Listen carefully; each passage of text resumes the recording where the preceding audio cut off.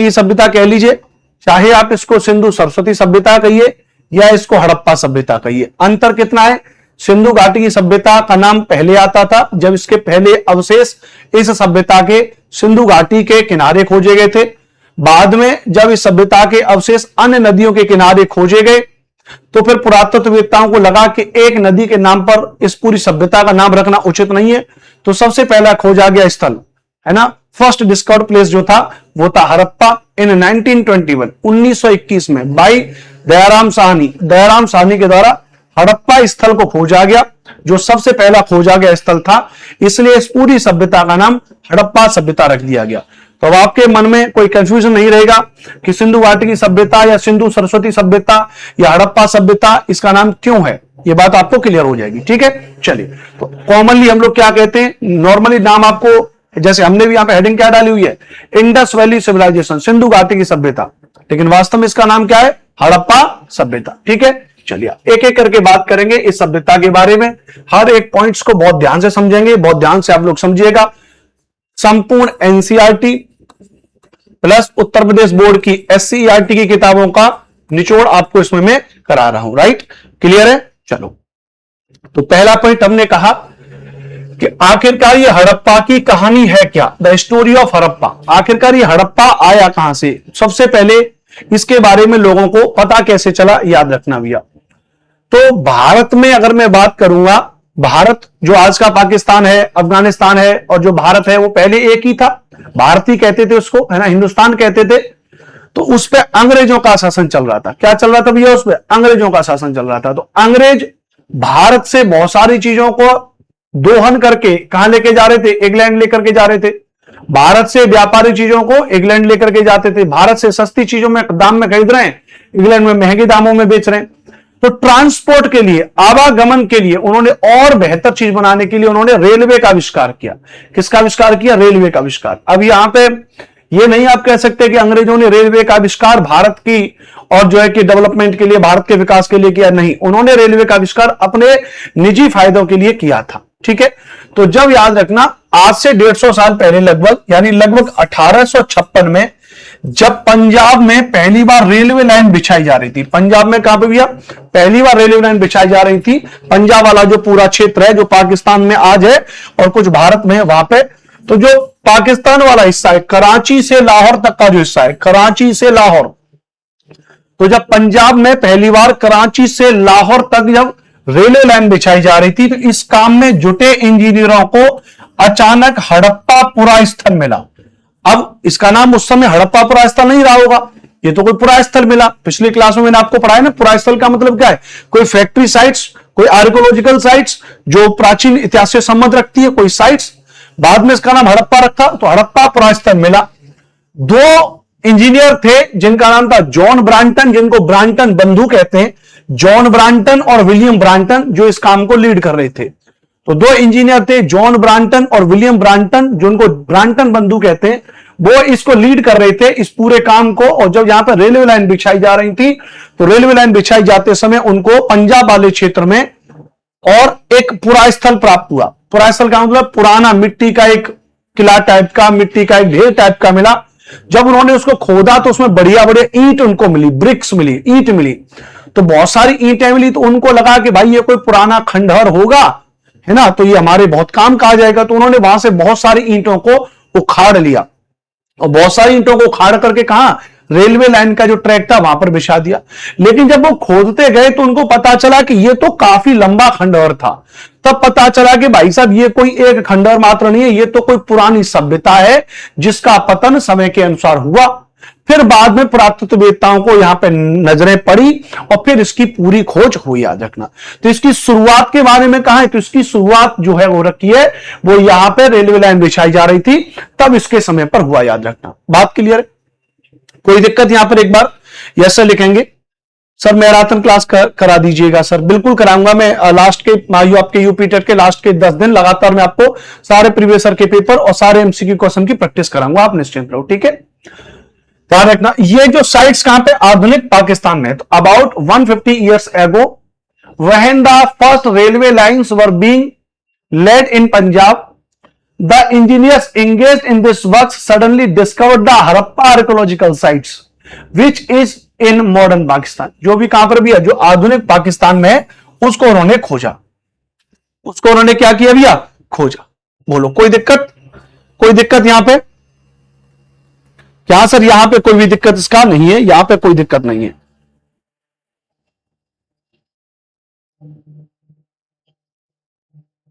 ठीक है, चलिए। तो हड़प्पा प्रास्थल के बारे में सबसे पहले यहां से चीजें आ रही है। ऐसा नहीं है कि सबसे पहले इस हड़प्पा के बारे में इन्होंने बताया, और भी कई व्यक्ति इसके बारे में पहले से इंडिकेट कर चुके थे। जैसे अभी मैं आपको आगे बढ़ाऊंगा, एक नाम आएगा, जिस नाम का आएगा 1826 में एक व्यक्ति है, जिस व्यक्ति का नाम है चार्ल्स मैसन। तो 1826 में एक व्यक्ति है, जिस व्यक्ति का नाम है चार्ल्स मैसन। तो चार्ल्स मैसन ने भी 1826 में सभ्यता के बारे में बताया था कि भाई साहब इस जगह पर कोई एक सभ्यता दबी हुई है, ऐसा उन्होंने इसके बारे में पहले बताया था। बट लोगों ने तब उसके बारे में इतनी बात नहीं समझी। बात क्लियर है?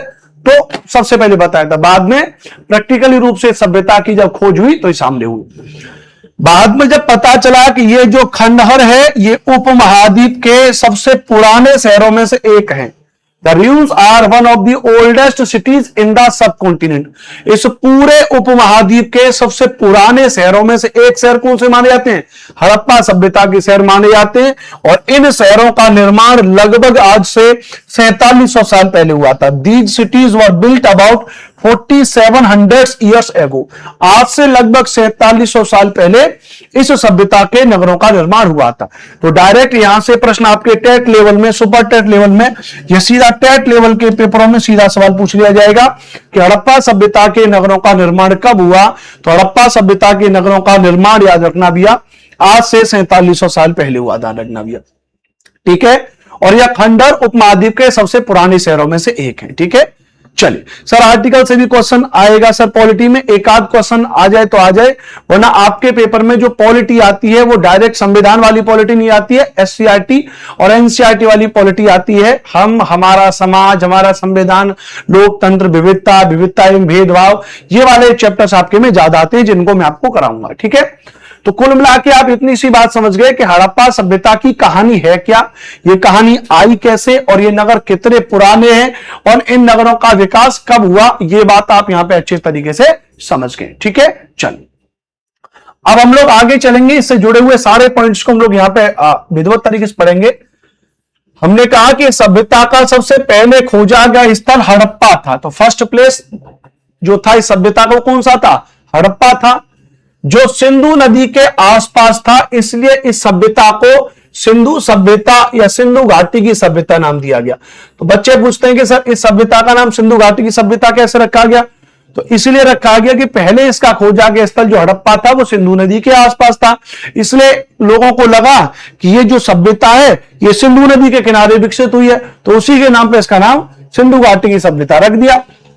लेकिन याद रखना कालांतर में इस सभ्यता के जो एविडेंस हैं, साक्ष्य हैं, वो सिंधु नदी के अलावा अन्य क्षेत्रों से प्राप्त हुए, अदर एरिया से प्राप्त हुए, अदर रिवर्स के साइड से प्राप्त हुए। इसलिए पुरातत्वविदों के द्वारा, आर्कियोलॉजिस्ट के द्वारा इस सभ्यता का नाम सबसे पहले खोजे गए स्थल हड़प्पा के नाम पे हड़प्पा सभ्यता कर दिया। इसलिए फिर सभ्यता का नाम क्या कर दिया?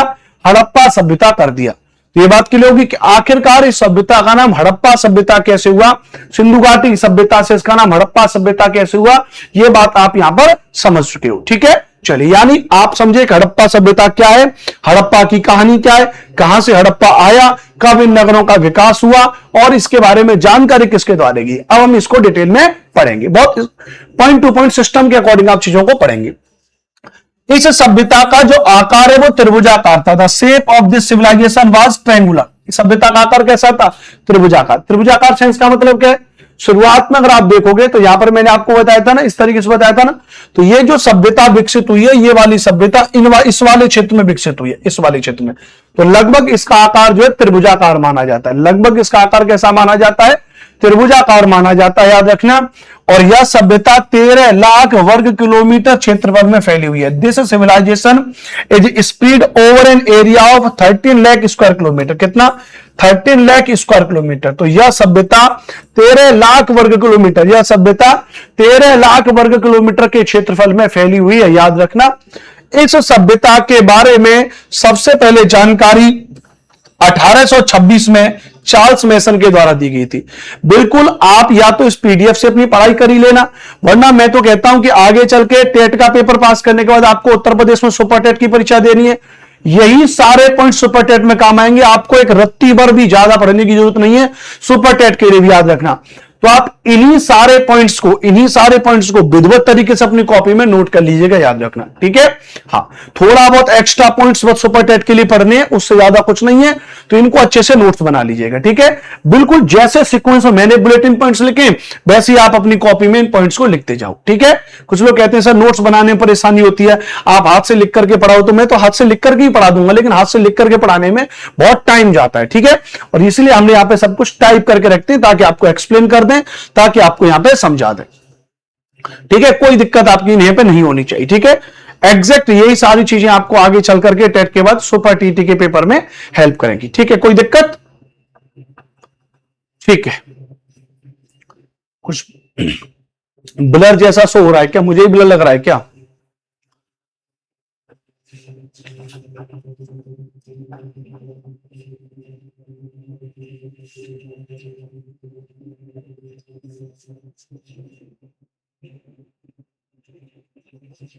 ठीक है, चलो अभी मुझे लगता है ठीक हो जाएगा ना। क्लियर बात? आगे चलेंगे, ध्यान रखना भी है। तो इस सभ्यता के बारे में सबसे पहले जानकारी 1826 में चार्ल्स मेसन के द्वारा दी। इस सभ्यता के बारे में चार्ल्स मेसन ने अपनी एक पुस्तक लिखी थी जिसका नाम था नरेटिव ऑफ जर्नी में 1842 में लिखा था। 1826 में चार्ल्स मेसन भारत आए और उन्होंने बताया कि भैया यहाँ पे जो है एक सभ्यता बसी हुई है, तो उन्होंने उसके बारे में यहां पर बताया, आपको याद रखना भी है, ठीक है। तो बाद में जब पता चला कि इस पुस्तक को नरेटिव ऑफ जर्नी में उन्होंने 1842 में इन सभ्यता के बारे में लिखा था। उसके बाद जब रेलवे लाइन बिछाई जा रही थी और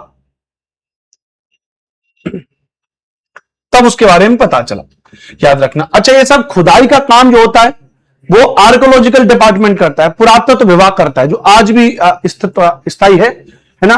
तो भारत में जो भारतीय पुरातत्व है, इंडियन आर्कोलॉजिकल डिपार्टमेंट जो है, उसके जन्मदाता किसको कहा जाता है? अलेक्जेंडर कनिंघम को मानते हैं। इंपोर्टेंट पॉइंट है, ध्यान रखना। इंपोर्टेंट पॉइंट है कि father of Indian archaeological department किसको जाते हैं? तो अलेक्जेंडर कनिंघम को मानते हैं, जिन्होंने 1853 में इस सभ्यता के बारे में पूरी दुनिया को बताया। एक होता है ऑफिशियल जानकारी देना, एक होता है अनऑफिशियल कोई जानकारी देना, है ना। जैसे अगर मान लेते हैं कि कोई एक व्यक्ति विशेष किसी चीज के बारे में कहे, जैसे भारत में अगर कोई बात कोई नेता कोई नॉर्मल कहे तो बात कम मानी जाती है, लेकिन जब प्रधानमंत्री आकर के और जो है कि अपनी बात कहेंगे तो उसको लोग ऑफिशियली मानते हैं कि भाई देश का प्रधानमंत्री इस बात को कह रहा है, मतलब जिम्मेदार पर्सन इस बात को कह रहा है। हालांकि वर्तमान प्रधानमंत्री बिल्कुल गैर जिम्मेदार हरकत कर रहे हैं, उनका डिपार्टमेंट बहरहाल, लेकिन फिर भी हम सम्मान मानते हैं उस कुर्सी का जो प्रधानमंत्री की कुर्सी है, जिस पर कोई भी व्यक्ति बैठ सकता है। तो हमारा सम्मान उस कुर्सी के लिए, ना कि व्यक्ति विशेष के लिए। तो भारतीय पुरातत्व विभाग जब बना तो भारतीय पुरातत्व विभाग के जन्मदाता माने जाते हैं अलेक्जेंडर कनिंघम को माना जाता है, और जिन्होंने इस सभ्यता के बारे में 1853 में बताया। तो ये ऑफिशियली अगर पूछा जाए कि सभ्यता के बारे में ऑफिशियली किसने बताया, तो अलेक्जेंडर कनिंघम ने। व्यक्ति विशेष का नाम अगर पूछा जाएगा तो आप कह दोगे कि चार्ल्स मेसन के द्वारा किया गया। भारतीय पुरातत्व विभाग की स्थापना का श्रेय वायसराय लॉर्ड कर्जन को प्राप्त है। अब ये तो व्यक्ति विशेष हुए अलेक्जेंडर कनिंघम जिन्होंने इसको बनाया। उस समय भारत में वायसराय कौन था? उस समय भारत में वायसराय कौन था? तो उस समय भारत का वायसराय था लॉर्ड कर्जन। उस वक्त भारत का वायसराय कौन था? लॉर्ड कर्जन था। The credit for the establishment of archaeological department of India goes to the viceroy Lord Curzon. तो याद रखना, लॉर्ड कर्जन को इसका श्रेय प्राप्त है। इनके समय पर, लॉर्ड कर्जन के समय पर इस भारतीय पुरातत्व विभाग ने प्रॉपर तरीके से काम किया, इसको फंड मिला, इसका एक प्रॉपर एक कार्यालय बनाया गया, इसके लिए व्यक्तियों को नियुक्त किया गया, सारी काम किए गए प्रॉपर तरीके से। तो दोनों पॉइंट आप याद रखना, भारतीय पुरातत्व विभाग के जन्मदाता, पुरातत्व विभाग के जन्मदाता अलेक्जेंडर कनिंघम है। और विभाग की स्थापना का श्रेय किसको जाता है? तो श्रेय जाएगा भाई साहब वायसराय लॉर्ड कर्जन को, वायसराय लॉर्ड कर्जन को याद रखना, ठीक है, अच्छी बात। अब वायसराय लॉर्ड कर्जन तो अलेक्जेंडर कनिंघम, ये अलेक्जेंडर कनिंघम तो पुरातत्व विभाग के जन्मदाता है। अलेक्जेंडर कनिंघम के बाद बहुत सारे व्यक्ति आएंगे जो इस भारतीय पुरातत्व विभाग के हेड बनकर के आएंगे। तो उन्हीं पुरातत्व विभाग के हेड में से एक व्यक्ति बनकर के आए जिनका नाम था सर जॉन मार्शल। नाम जरूर याद रखना, इंपॉर्टेंट बात है। उनका नाम क्या था? तो उनका नाम था सर जॉन मार्शल। कौन है सर जॉन मार्शल? जो अलेक्जेंडर कनिंघम की जगह पर आए हैं, जो अलेक्जेंडर कनिंघम की जगह पर जो आए हैं। बीच में कुछ स्टक कर गया था क्या? अभी बीच में आई थिंक कुछ स्टक कर गया होगा, कोई बात नहीं, ठीक है। तो हमने आपसे क्या कहा भैया? हमने आपसे कहा भैया कि जो अलेक्जेंडर कनिंघम की जगह पर जो आए वो है सर जॉन मार्शल। और उन्हीं सर जॉन मार्शल के दिशा निर्देश में, उन्हीं सर जॉन मार्शल के दिशा निर्देशन में क्या हो रहा है भैया? इस सभ्यता की खुदाई शुरू हुई। और सबसे पहले दयाराम साहनी ने 1921 में इस सभ्यता के पहले स्थल हड़प्पा को खोजा। तो हड़प्पा सभ्यता, हड़प्पा स्थल को सबसे पहले किसके द्वारा खोजा गया? तो हड़प्पा स्थल को सबसे पहले खोजा 1921 में राय बहादुर दयाराम साहनी के द्वारा। 1921 में याद रखना, ठीक है। पीडीएफ से पढ़ सकते हो, बिल्कुल पढ़ सकते हो, लेकिन अच्छा रिवीजन हो जाता है हाथ से लिख करके। जो सीटेट पास वाले भी सुपर नेट दे सकते हैं, सुपरटेट बिल्कुल दे सकते हैं। सीटेट को यूपी में वैलिडिटी मानी जाती है, यूपी में उसको माना जाता है, बिल्कुल दे सकते हो, ठीक है, कोई दिक्कत वाली बात उसमें नहीं है, ठीक है। चलो आगे चलेंगे। ये बात समझ में आ गई भैया? ये बात समझ में आ गई, याद रखना, बहुत अच्छी बात। याद रखना, हमने कहा कि सिंधु सभ्यता को सिंधु सभ्यता नाम देने वाले व्यक्ति का नाम सर जॉन मार्शल है। यानी इसको सिंधु सभ्यता को सिंधु सभ्यता नाम जो दिया वो किसके द्वारा दिया गया? ये फैक्ट में सर जॉन मार्शल के द्वारा, सर जॉन मार्शल के द्वारा। इस सभ्यता को कांस्य युगीन सभ्यता भी कहते हैं। इसी सभ्यता का दूसरा नाम क्या है? तो इसी सभ्यता का दूसरा नाम हो जाएगा कांस्य युगीन सभ्यता, क्योंकि सभ्यता में कांसे का उपयोग अधिक होता था। इस पूरी सभ्यता में कांसा धातु का उपयोग अधिक होता था, इसलिए इस सभ्यता को क्या कहा गया भैया? इसलिए इस सभ्यता को कांस्य युगीन सभ्यता भी कहा गया। इसलिए सभ्यता को क्या कहा गया भैया? तो इसलिए इस सभ्यता को कांस्य युगीन सभ्यता कहा गया। ध्यान रखना, क्या कहा गया है? कांस्य युगीन सभ्यता कहा गया। इस बात को याद रखना। क्लियर भैया? अच्छी बात भैया।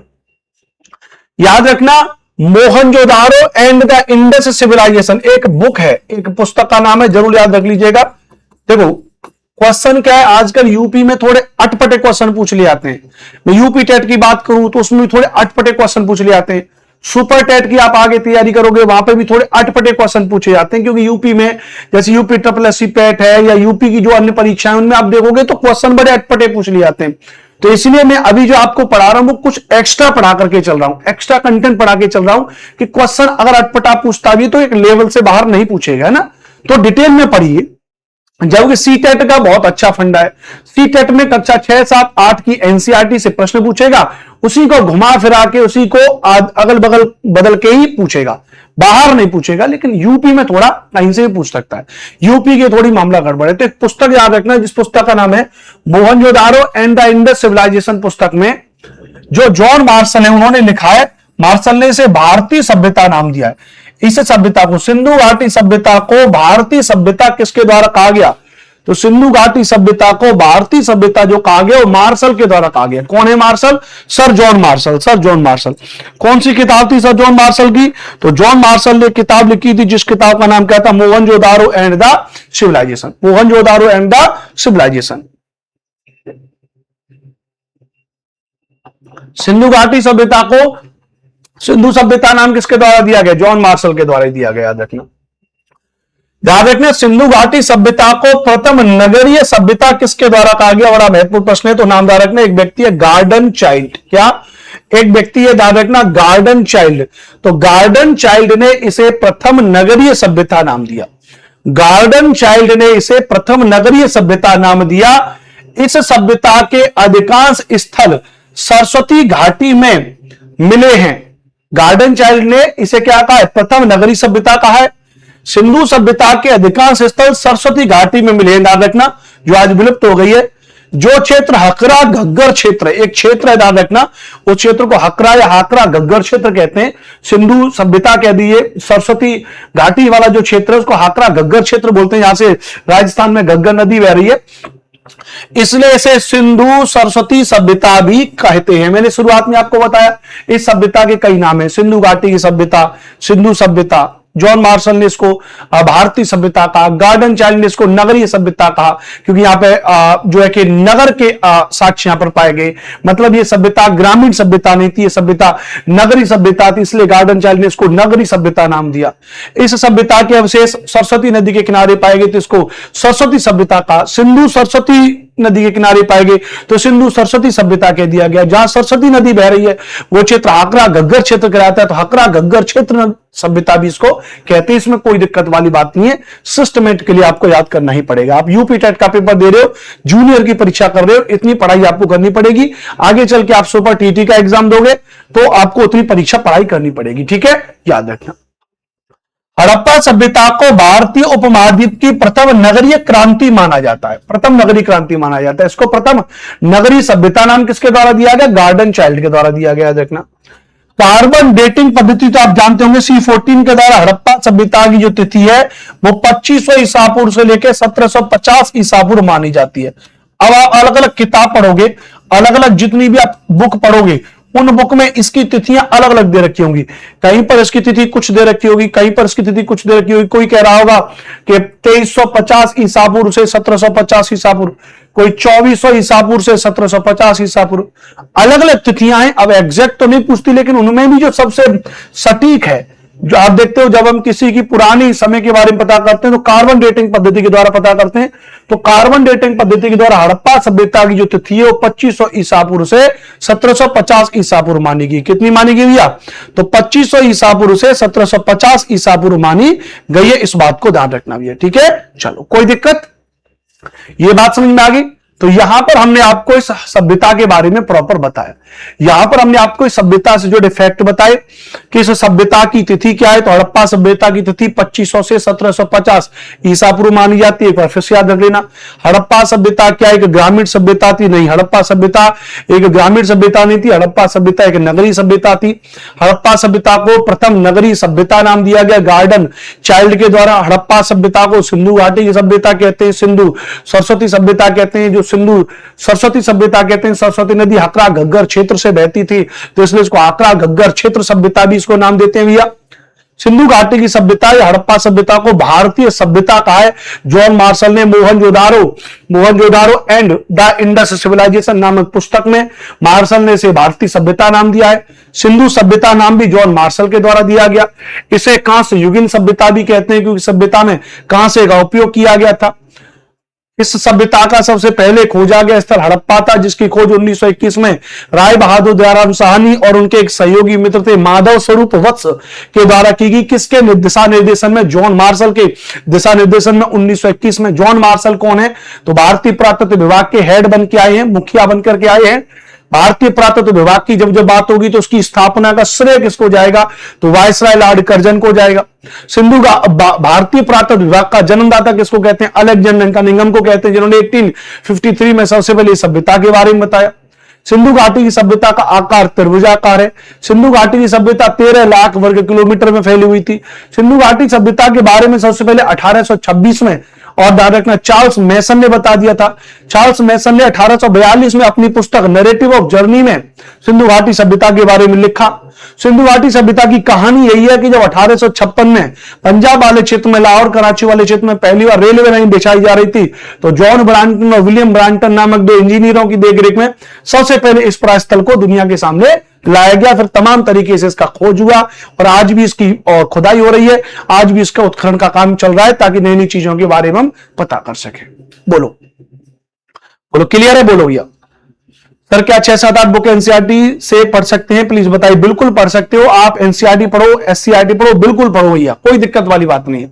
लेकिन ये जो मैं पढ़ा रहा हूं ये किसी एक किताब से नहीं है, इसमें एनसीईआरटी के सारे पॉइंट है। देखो मैंने एनसीईआरटी आपकी पूरी पढ़ी है, प्लस फिर मेरे पास आपको क्या लग रहा है, अगर मैं पढ़ा रहा हूं यूपी में तो ये यूपी बोर्ड की आपकी किताब है। इस यूपी बोर्ड का पूरा कंटेंट, जो भी फैक्चुअल पॉइंट है, जो एनसीईआरटी के लिए पॉइंट है, वो भी आपको पढ़ा रहा हूं। प्लस जितनी भी स्टैंडर्ड बुक्स हैं इतिहास की, उन सभी से लिए गए पॉइंट, प्लस यूपी की अन्य परीक्षाओं से में जो प्रश्न पूछे गए वो सब इसमें शामिल हैं, याद रखना।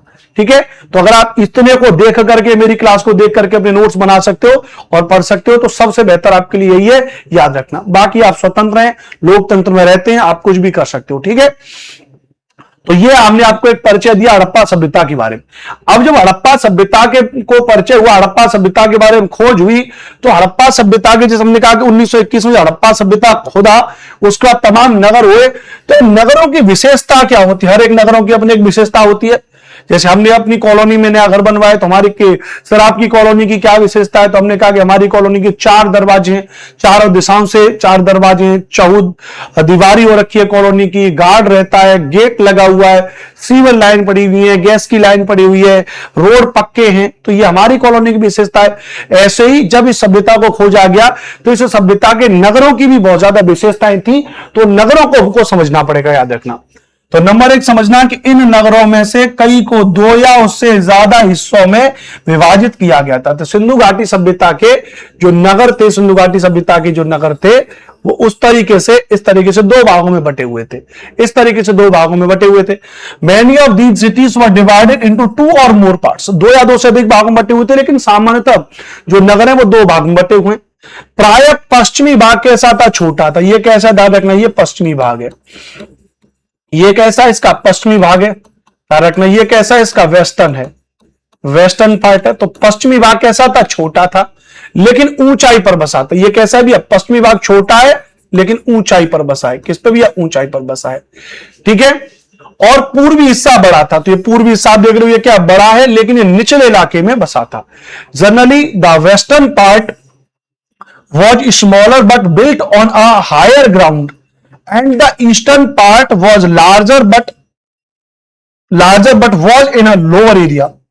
निचले इलाके में बसा था, ऐसा हमको पाएगा। हर एक नगर की विशेषता थी कि एक हिस्सा ऊंचे पर बसा है, एक हिस्सा नीचे पर है। माने सामान्य, जैसे आप मान लीजिए कि ये आपका फ्लोर होगा, सामान्यतः रोड है और रोड से नॉर्मली घर वर बने हुए हैं और एक आदमी ने बढ़िया बहुत ऊंचा किला अपना बनवा लिया, इस तरीके से मान लीजिए। ठीक है, हाँ। जैसे राजस्थान वाले क्षेत्र में कभी आप जाओगे तो राजस्थान देखोगे पहाड़ियों पर ऊंचे पर किले बनवा लिए बड़े बड़े राजा रजवाड़ाओं ने, तो वहां पे भैया वो किले वाली संरचना एक अलग होगी। वहां पे क्या होगी भैया? तो वहां पर वो किले वाली संरचना एक अलग होगी। इस बात को याद रखना भैया। ठीक है, अच्छी बात। दूसरी बात, ऊंचाई वाले भाग को पुरातत्वविदों ने नगर दुर्ग कहा। क्या कहा भैया? नगर दुर्ग कहा, याद रखना भैया। ऊंचाई वाले भाग को क्या नाम दिया भैया? तो ऊंचाई वाले भाग को क्या नाम दिया है? ये क्या स्टैंडर्ड, एक मिनट रुकिएगा दोस्तों, एसी हमारा काम नहीं करेगा का जी, ऐसे कैसे काम चलेगा?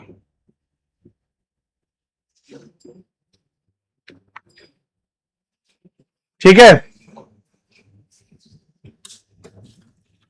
क्लियर भैया? तो हमने आपसे क्या कहा भैया? तो हमने आपसे कहा, याद रखना भैया, कि यहां के जो नगर हैं वो इस तरीके से बसे हुए हैं। एक हिस्सा छोटा है लेकिन ऊंचाई पर बसा है, एक हिस्सा कैसा है भैया? छोटा है लेकिन कैसा है भैया? ऊंचाई पर बसा है। इस बात को याद रखना भैया।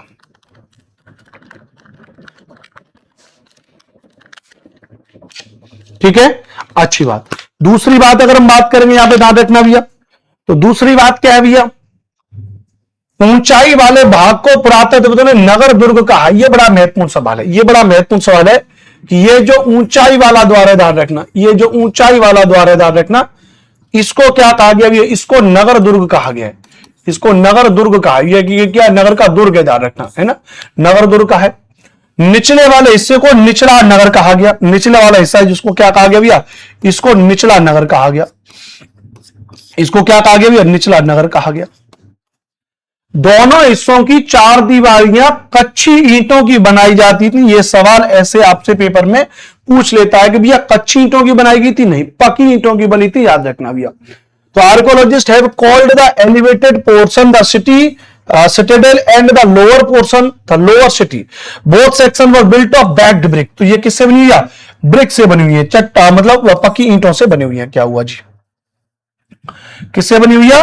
तो ये पक्की ईंटों से बनी हुई है, याद रखना। ठीक है, अच्छी बात। लेकिन एक बात सोचो, हमने कहा कि ये चारों तरफ से ये जो नगर हैं, हमने कहा कि भैया ये जो नगर है ये चारों तरफ से इस तरीके से पक्की ईंटों के बने हुए हैं मुख्य रूप से हमने नगरों को दो भागों में बांट लिया, लेकिन लिखा है कि कई को दो या दो से ज्यादा हिस्सों में बटा हुआ था। तो कौन से नगर हैं, याद रखना। तो यहीं पर एक याद रखना कि मुख्यतः अब तक जितने खोजे गए नगर हैं वो दो भागों में बटे हुए हैं, लेकिन एक नगर ऐसा है जिस नगर का नाम है धौलावीरा, गुजरात का। अभी यहीं पर याद रख लो, आगे भी वैसे पढ़ाऊंगा, अभी पर यहीं पर नोट करके याद रख लेना धौलावीरा। धौलावीरा एक ऐसा शहर है जो तीन भागों में बटा हुआ है। धौलावीरा कैसा है भैया, तो धौलावीरा तीन भागों में बटा हुआ है, पश्चिमी हिस्सा, पूर्वी हिस्सा और बीच में इसका एक हिस्सा। और है लोग ऐसा कहते होंगे कि यहाँ पे भैया अलग तरीके लोगों के रुकने की एक व्यवस्था रही होगी। तो सिंधु सभ्यता के जहां नगर दो भागों में बटे हुए हैं, वही सिंधु सभ्यता का एक नगर है धौलावीरा।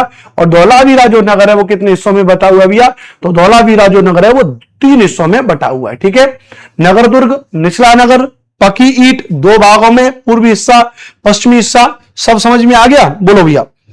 ये एनसीईआरटी वाला कंटेंट है, ध्यान रखना।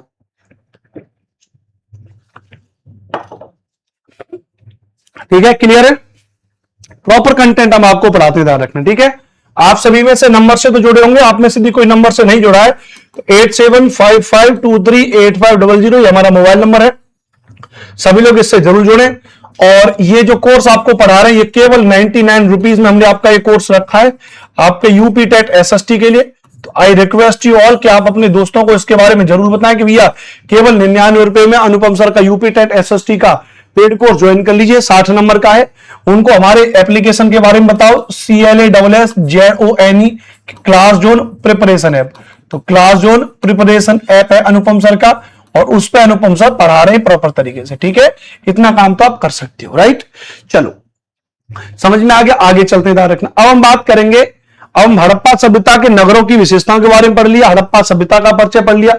अब boundary of Harappa civilisation, Harappa civilisation की बाउंड्रीज कहां पर है, हड़प्पा सभ्यता के नगर कहां पर फैले हुए थे। तो हालांकि शुरुआत में अगर आप याद करो तो बहुत पहले शुरुआत में मैंने आपको दिखा दिया था कि ये नगर कहां पर भैया, तो ये नगर मैंने कहा ना कि इस भारतीय उपमहाद्वीप के इस वाले क्षेत्र में, सप्त सिंधु प्रदेश वाले क्षेत्र में, याद रखना, जम्मू कश्मीर भी, उत्तर प्रदेश वाला हिस्सा इधर, पाकिस्तान का बलूचिस्तान वाला हिस्सा इधर, गुजरात वाला हिस्सा इधर, महाराष्ट्र वाला हिस्सा है।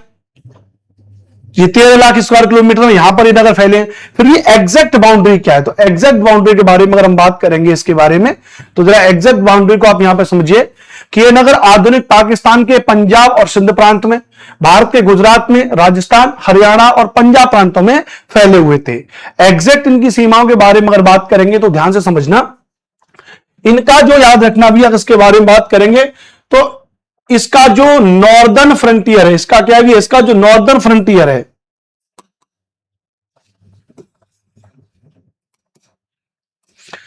इसका जो नॉर्दर्न फ्रंटियर यानी इसका जो उत्तरी बिंदु है, किसका, हड़प्पा सभ्यता का जो उत्तरी बिंदु है, वो उत्तरी बिंदु क्या याद रखना, वो हो जाएगा हमारा मांडा। और मांडा कहां पर है, जम्मू एंड कश्मीर में। कौन सी नदी के किनारे है, चिनाब नदी के किनारे है मांडा। यानी हड़प्पा सभ्यता का सबसे उत्तरी बिंदु क्या था, तो हड़प्पा सभ्यता का जो सबसे उत्तरी बिंदु है वो हो जाएगा आपका मांडा। हड़प्पा सभ्यता का सबसे उत्तरी बिंदु क्या हो जाएगा, मांडा हो जाएगा, याद रखना। ठीक है, वहीं अगर बात करेंगे दायमाबाद, तो हड़प्पा सभ्यता का दायमाबाद कहां पर जगह है, महाराष्ट्र में। दायमाबाद कहां पे, महाराष्ट्र में, जो गोदावरी नदी के किनारे है और ये सदर्न बॉर्डर है, इसका दक्षिणी बिंदु है। तो हड़प्पा सभ्यता का जो उत्तरी बिंदु है वो क्या था, तो हड़प्पा सभ्यता का उत्तरी बिंदु हो जाएगा मांडा, जम्मू कश्मीर में। हड़प्पा सभ्यता का जो दक्षिणी बिंदु है वो दायमाबाद, महाराष्ट्र में, गोदावरी नदी के किनारे। क्या भैया, गोदावरी नदी के किनारे। वहीं अगर हम बात करेंगे तो हड़प्पा सभ्यता का जो पश्चिमी बिंदु हो जाएगा वो हो जाएगा सुतकांगेडोर। सुतकांगेडोर कहां हो जाएगा, बलूचिस्तान में, वेस्टर्न फ्रंटियर हो जाएगा। यानी सिंधु घाटी सभ्यता का जो पश्चिमी बिंदु हो जाएगा, तो सिंधु घाटी सभ्यता का जो पश्चिमी बिंदु हो जाएगा वो हो जाएगा दास्क नदी के किनारे। नदियों के नाम जरूर ध्यान रखना, क्योंकि नदियों की बदौलत ही तो इसका जो ध्यान रखना भी नाम बदले है ना। रावी नदी है नहीं, चिनाब नदी है। चिनाब सिंधु की सहायक नदी है, रावी भी सिंधु की सहायक नदी है, चिनाब भी सिंधु की सहायक नदी है। ये गोदावरी नदी है और ये वहां पर ध्यान रखना। ठीक है, चलिए, ठीक है, अच्छी बात। आगे बात करेंगे। उसके अलावा अगर हमने कहा भैया, उसके अलावा हमने कहा ध्यान रखना यहां पे, ठीक है। उसके अलावा आलमगीरपुर, क्या आलमगीरपुर क्या है, आलमगीरपुर मेरठ में, उत्तर प्रदेश मेरठ में, ईस्टर्न बॉर्डर है हिंडा नदी के किनारे। तो हड़प्पा सभ्यता का जो पूर्वी बिंदु है, हड़प्पा सभ्यता का जो पूर्वी बिंदु है वो क्या हो जाएगा, वो हो जाएगा आलमगीरपुर। क्या हो जाएगा, आलमगीरपुर। कहां पर भैया, मेरठ में, उत्तर प्रदेश मेरठ में। तो क्या अब आप समझ गए इस पूरे, अब आप देखोगे तो ये सभ्यता कैसी है। अब ये सभ्यता अगर आप देखोगे तो ये सभ्यता एक ट्रायंगुलर शेप में बन रही है कि नहीं बन रही है, बोलो हाँ कि ना। ये सभ्यता एक ट्रायंगुलर शेप में हो रही है कि नहीं हो रही है। इसलिए हमने क्या कहा, इसलिए हमने कहा कि हड़प्पा सभ्यता एक त्रिभुजाकार सभ्यता है। हड़प्पा सभ्यता कैसी है, तो हड़प्पा सभ्यता एक त्रिभुजाकार सभ्यता है। हमने कहा इसका आकार कैसा है, त्रिभुजाकार है। हमने कहा कि ये 13 लाख स्क्वायर किलोमीटर के क्षेत्र में फैली हुई है। तो पूरा एरिया कितना, 13 लाख स्क्वायर किलोमीटर में। अब इसमें बहुत सारे इसके स्थल हैं जिसके बारे में लोग बात करेंगे, राइट। अच्छा, लेकिन इससे भी ज्यादा महत्वपूर्ण 2 पॉइंट आपको याद रखने हैं कि उत्तर से लेकर दक्षिण तक इस सभ्यता का विस्तार 1100 किलोमीटर में है। यानी ये सभ्यता उत्तर से दक्षिण तक इस सभ्यता की लंबाई कितनी है, तो 1100 किलोमीटर। याद रखना कितना, 1100 किलोमीटर। वहीं अगर हम बात करेंगे पूर्व से पश्चिम तक इसका विस्तार कितना है, तो 1600 किलोमीटर है। पूर्व से पश्चिम तक इसका विस्तार 1600 किलोमीटर है। उत्तर से दक्षिण तक इसका विस्तार कितना, उत्तर से दक्षिण तक 1100 किलोमीटर और पूर्व से पश्चिम तक इसका विस्तार कितना हो जाएगा, 1600 किलोमीटर हो जाएगा। यह भी आपको याद रख लेना है। क्लियर है भैया, बताइए। तो उत्तर से दक्षिण तक इस सभ्यता का विस्तार 1100 किलोमीटर है, पूर्व से पश्चिम तक इस सभ्यता का विस्तार 1600 किलोमीटर हो जाएगा। कोई दिक्कत तो नहीं भैया, यस और नो में कमेंट करते चलेंगे, ठीक है, अच्छी बात। अब हम आगे चलेंगे। हमने कहा कि अब हम हड़प्पा सभ्यता के बारे में पढ़ लिए, हड़प्पा सभ्यताओं की सीमाओं के बारे में पढ़ लिए, हड़प्पा सभ्यता के आकार के बारे में पढ़ लिए, हड़प्पा सभ्यताओं की विशेषताओं के बारे में पढ़ लिए, हड़प्पा सभ्यता के नगरों की विशेषताओं के बारे में पढ़ लिए। अब हड़प्पा सभ्यता की खुदाई के दौरान जो जितने भी हड़प्पन साइट्स हमको प्राप्त हुई हैं, जितने भी हड़प्पा सभ्यता के स्थल प्राप्त हुए हैं, उन स्थलों के बारे में हमको पढ़ना है। तो the Harappan civilization was excavated and its site discovered under the guidance of Sir John Marshall, the head of the Archaeological Survey of India। भारतीय सर्वेक्षण विभाग के अध्यक्ष बन के आए थे, मैंने आपको बताया था, सर जॉन मार्शल। तो सर जॉन मार्शल के दिशा निर्देशन में, उनके गाइडेंस में हड़प्पा सभ्यता की प्रॉपर खुदाई हुई और उसके स्थलों की खोज हुई। ज्यादातर आपको जो याद करना है वो याद करना है कि कौन से स्थल से कौन सी चीज प्राप्त हुई है, वो आपको ज्यादा याद करनी है। मैं आपको बताता जाऊंगा। जैसे हमने कहा भैया, जैसे अगर हमने कहा प्यारे साथियों, याद रखना, हमने कहा भैया कि हड़प्पा सभ्यता से अगर हम बात करें तो सबसे पहला खोजा गया स्थल क्या था भैया, तो सबसे पहले खोजा गया स्थल आपने क्या कहा भैया, हड़प्पा होता है।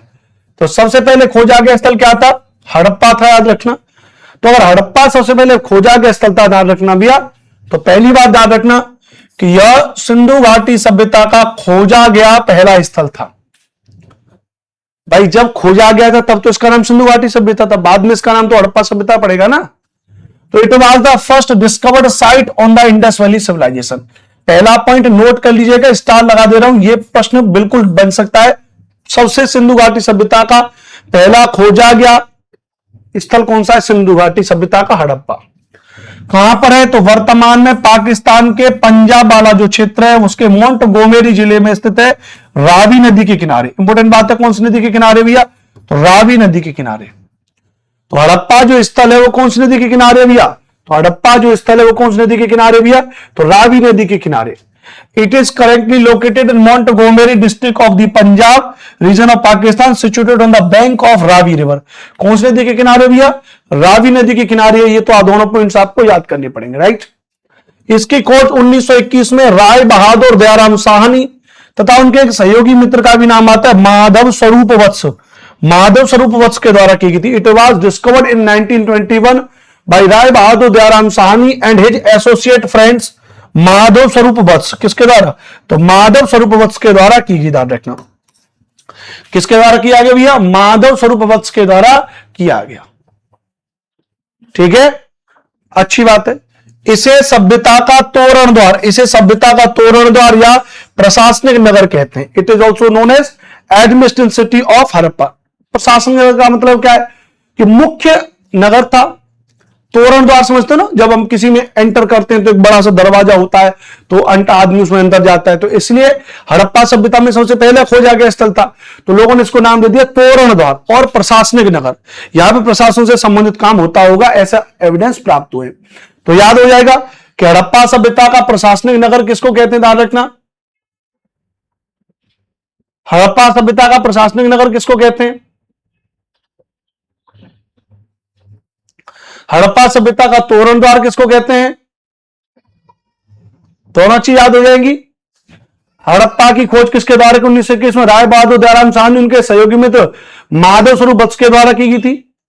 पंजाब प्रांत के मोंटगोमरी जिले में रावी नदी के किनारे है, सबसे पहले खोजा गया स्थल है। दोनों चीजें आपको याद हो जाएंगी, बताओ भैया। बहुत अच्छी बात, बहुत अच्छी बात। आगे चलेंगे, ध्यान रखना। अब याद रखना यहां से क्या क्या चीजें हमको प्राप्त हुई है खुदाई के दौरान।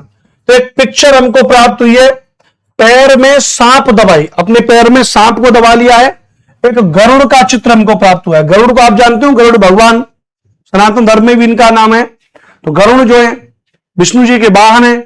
तो वो गरुड़ का एक चित्र, एक ऐसा चित्र हमको प्राप्त हुआ है जिसमें गरुड़ का चित्र बना हुआ है, जिसके पैर में सांप दबाए हुए, एक ऐसा चित्र हमको प्राप्त हुआ है। तो picture of Garuda holding a snake in his leg. तो पैर में सांप को दबाए गरुड़ का चित्र हमको कहां से प्राप्त हुआ है? तो हमको हड़प्पा सभ्यता से प्राप्त हुआ है। और एक मछुआरे का चित्र हमको प्राप्त हुआ है, एक फिशरमैन का चित्र हमको प्राप्त हुआ है। Fisherman is obtained. तो मछुआरे का चित्र हमको प्राप्त हुआ है। दोनों चीजें याद हो जाएंगी। अब इतना तो समझना पड़ेगा ना। अब बहुत आसान नहीं, आप सोचो कि 1 या 2 पॉइंट याद करके आप पेपर पास कर लो, ऐसा नहीं। बहुत सारी चीजों को तो पढ़ना ही पड़ेगा ना। तो पहली बात हमने कहा कि पैर में सांप को दबाए, गरुड़ का चित्र, मछुआरे का चित्र, सिर के बल नग्न स्त्री का चित्र। सिर के बल एक नग्न स्त्री का मतलब एक मूर्ति है जो सिर के बल खड़ी है, एक नग्न स्त्री का है, जिसके गर्भ से एक पौधा निकल रहा है, जिसके गर्भ से पौधा निकला दिखाई दे रहा है। हमने और आपने जन्म कहां से लिया? अपनी माता के गर्भ से जन्म लिया है। तो माता के गर्भ से हमने जन्म लिया और उसी गर्भ से एक पौधा निकला हुआ दिखाई दे रहा है। इसका मतलब प्रकृति को जन्म देने वाली देवी माना गया है। इसका मतलब ये लोग प्रकृति की पूजा भी करते होंगे। प्राप्त है, ध्यान रखना। तो received a picture of a naked women on her head from whose वॉर्म द प्लांट इज विजिबल। उसके गर्भ से क्या निकल रहा है? एक पौधा निकल रहा है। तो ये हमको क्या हुआ भैया? ये हमको प्राप्त हुआ, याद रखना भैया। ये हमको क्या है? ये हमको प्राप्त हुआ है। दूसरी बात, स्टुअर्ट पिगट हड़प्पा और मोहनजोदाड़ो को जुड़वा राजधानी कहते हैं। एक इतिहासकार है जिसका नाम है स्टुअर्ट पिगट, का नाम याद रखना, एक्स्ट्रा पॉइंट है। एक इतिहासकार है जिसका नाम क्या है? Stuart Piggott. तो जो स्टुअर्ट पिगट है उसने याद रखना, उसने हड़प्पा और मोहनजोदाड़ो को, जब आगे चल के आप हड़प्पा पढ़ोगे, उसने हड़प्पा और मोहनजोदाड़ो को क्या नाम दिया भैया? उसने उनको जुड़वा राजधानी कहा है। क्या? जुड़वा राजधानी कहा है, ट्विंस कैपिटल का है, ध्यान रखना। क्या कहा भैया? इसको जुड़वा राजधानी कहा है। अच्छा, ये तथा हड़प्पा को अर्ध औद्योगिक नगर का है। हड़प्पा को क्या कहा भैया? हड़प्पा को सेमी इंडस्ट्रियलाइज्ड नगर का है। इसको क्या कहा भैया? हड़प्पा को और अर्ध औद्योगिक नगर का है, याद रखना भैया। ठीक है, कोई दिक्कत? बहुत बढ़िया बात, बहुत बढ़िया बात, शानदार, जबरदस्त, जिंदाबाद। ठीक, ये बात अच्छा। और क्या क्या प्राप्त हुआ हड़प्पा से? और अगर हम बात करेंगे हड़प्पा से, हड़प्पा से हमको 2 कब्रिस्तान प्राप्त हुए। क्या प्राप्त हुए? 2 कब्रिस्तान प्राप्त हुए। एक कब्रिस्तान का नाम है HR और एक कब्रिस्तान का नाम है R37। कहते हैं कि R37 से जितने भी व्यक्तियों के कंकाल प्राप्त हुए उनसे पता चला कि वो सभी लोग गठिया से मरे हैं। गठिया बीमारी जो होती है, गठिया बीमारी से मरे हुए लोगों के कंकाल प्राप्त हुए। सोने का हार प्राप्त हुआ है, कंगन प्राप्त हुआ हड़प्पा सभ्यता से। 18 वृत्ताकार चबूतरे प्राप्त हुए, 6 अन्नागार प्राप्त हुए, 16 ताम्र भट्टियां प्राप्त हुई और स्वास्थ्य का चिन्ह प्राप्त हुआ है। सबसे इंपोर्टेंट ये जरूर याद रख लीजिएगा कि स्वास्थ्य का चिन्ह कहां से प्राप्त हुआ है? तो हड़प्पा सभ्यता से प्राप्त हुआ। ये आपके पेपर में पूछा जा सकता है। 6 अन्नागार प्राप्त हुए, ये पूछा जा सकता है, इसको जरूर याद रख लीजिएगा। सोने का हार और कंगन प्राप्त हुए, ये जरूर याद रख लीजिएगा। ठीक है, कब्रिस्तान वाला तो नॉर्मल सी बात है, कब्रिस्तान से तो दूर रहना चाहिए। ठीक है, मरने वरने से दूर रहो। ठीक है, दूसरी बात ये पूछा जा सकता है भैया कि सिर के बल खड़ी स्त्री के चित्र कहां से प्राप्त है जिसके गर्भ से एक पौधा निकला दिखाई दे रहा है? ये तो जरूर आपसे पूछा ही जा सकता है। ठीक है, तो क्या आपने हड़प्पा सभ्यता को डिटेल में पढ़ लिया? बिल्कुल आपको ऐसा लग रहा होगा जैसे ऑफलाइन सेंटर्स में बैठ के पढ़ाते हैं, बार बार रिपीट करा रहे हैं। मैं बिल्कुल ऐसे ही पढ़ाता हूं, बार बार रिपीट करा के बिल्कुल आपको याद हो जाएगा। भले ही मैं थोड़ा कम पढ़ाता हूं, लेकिन जितना पढ़ाऊंगा उतना आपको याद हो जाएगा भैया।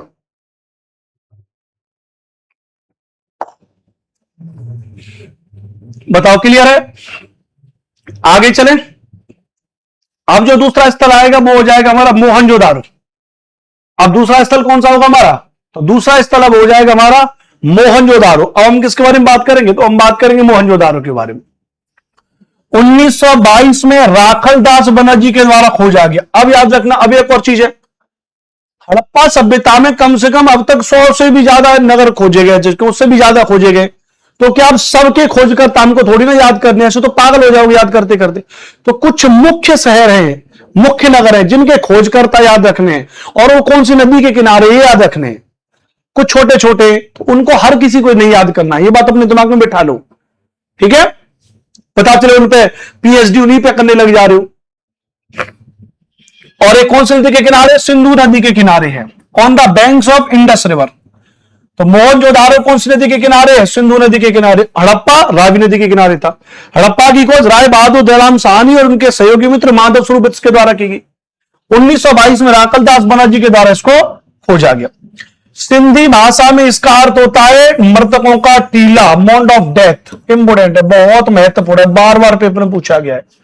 मृतकों का टीला किसे कहते हैं? तो मोहनजोदारो को मृतकों का टीला कहते हैं। मोहनजोदारो को क्या कहते हैं? मृतकों का टीला कहते हैं।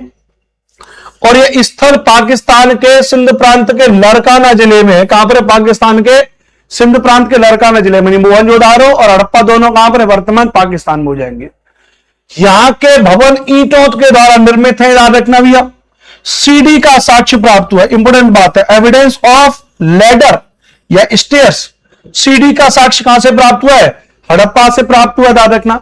और यहां पर एक कहां से नर्तकी की मूर्ति प्राप्त हुई है? एक डांसिंग गर्ल की मूर्ति प्राप्त हुई है। और जहां से प्राप्त हुई है उसका नाम है एचआर क्षेत्र। उस एरिया को नाम दिया है एचआर क्षेत्र। तो प्रवेश गली में कहां से की एक नर्तकी की मूर्ति प्राप्त हुई है? क्या प्राप्त हुई है? प्रवेश गली में कहां से की एक नर्तकी की मूर्ति प्राप्त हुई है? बहुत महत्वपूर्ण है, पेपर में डायरेक्ट यहां से पूछा जाएगा। एक बृहद स्नानागार के साक्ष्य प्राप्त हुए, एक बड़ा स्नानागार। बृहद स्नानागार, इसी को कहा गया महान स्नानागार, ग्रेट बाथ। महान स्नानागार, ग्रेट बाथ के प्राप्त हुए। 7.01 चौड़ाई है उसकी, याद रखना।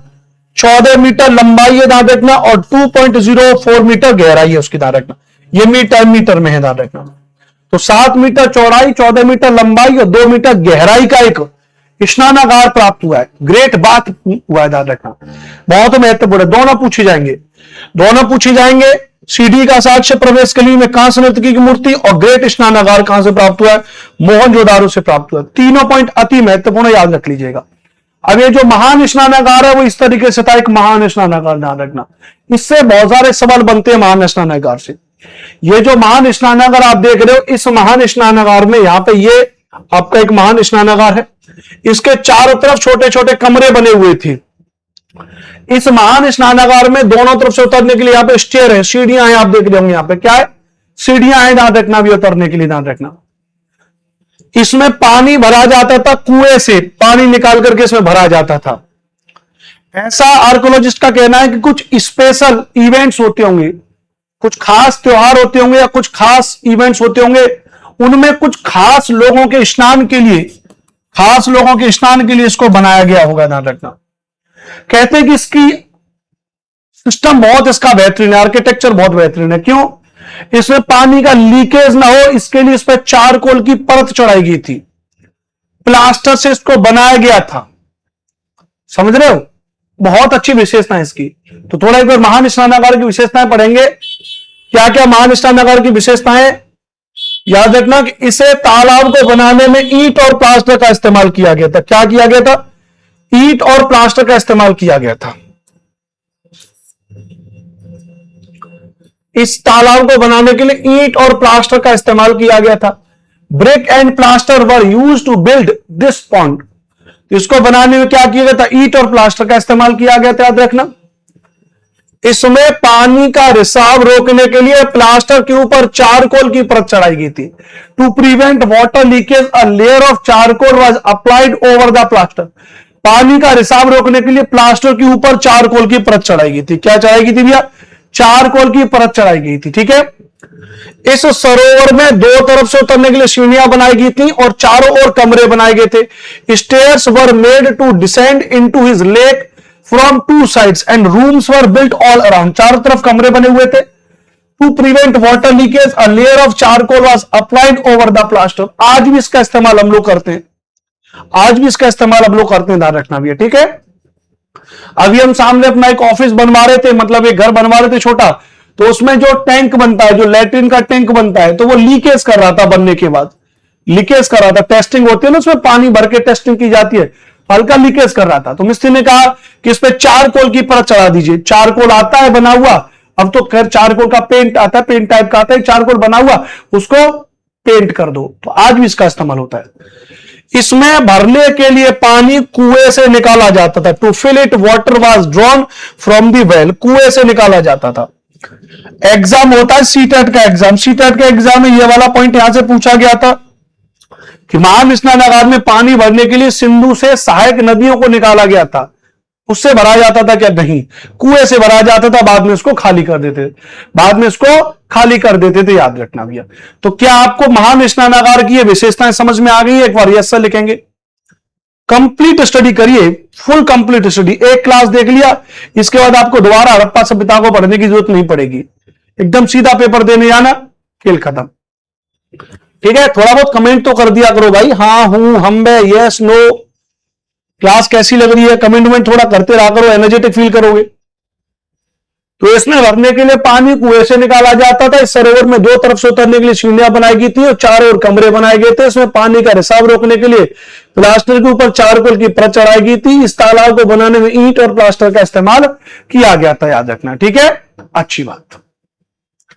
दूसरी बात हो जाएगा, अच्छा, मोहनजोदारो के एचआर क्षेत्र से हमको एक कांस्य नर्तकी की मूर्ति तो प्राप्त हुई है, याद होगा आपको, याद रखना। उसी एचआर क्षेत्र से एक महत्वपूर्ण व्यक्ति की पत्थर से बनी मूर्ति प्राप्त हुई, स्टोन मेड एक स्टैच्यू हमको प्राप्त हुआ है, और उसको कढ़ाईदार वस्त्र पहने दिखाया गया। क्या दिखाया गया?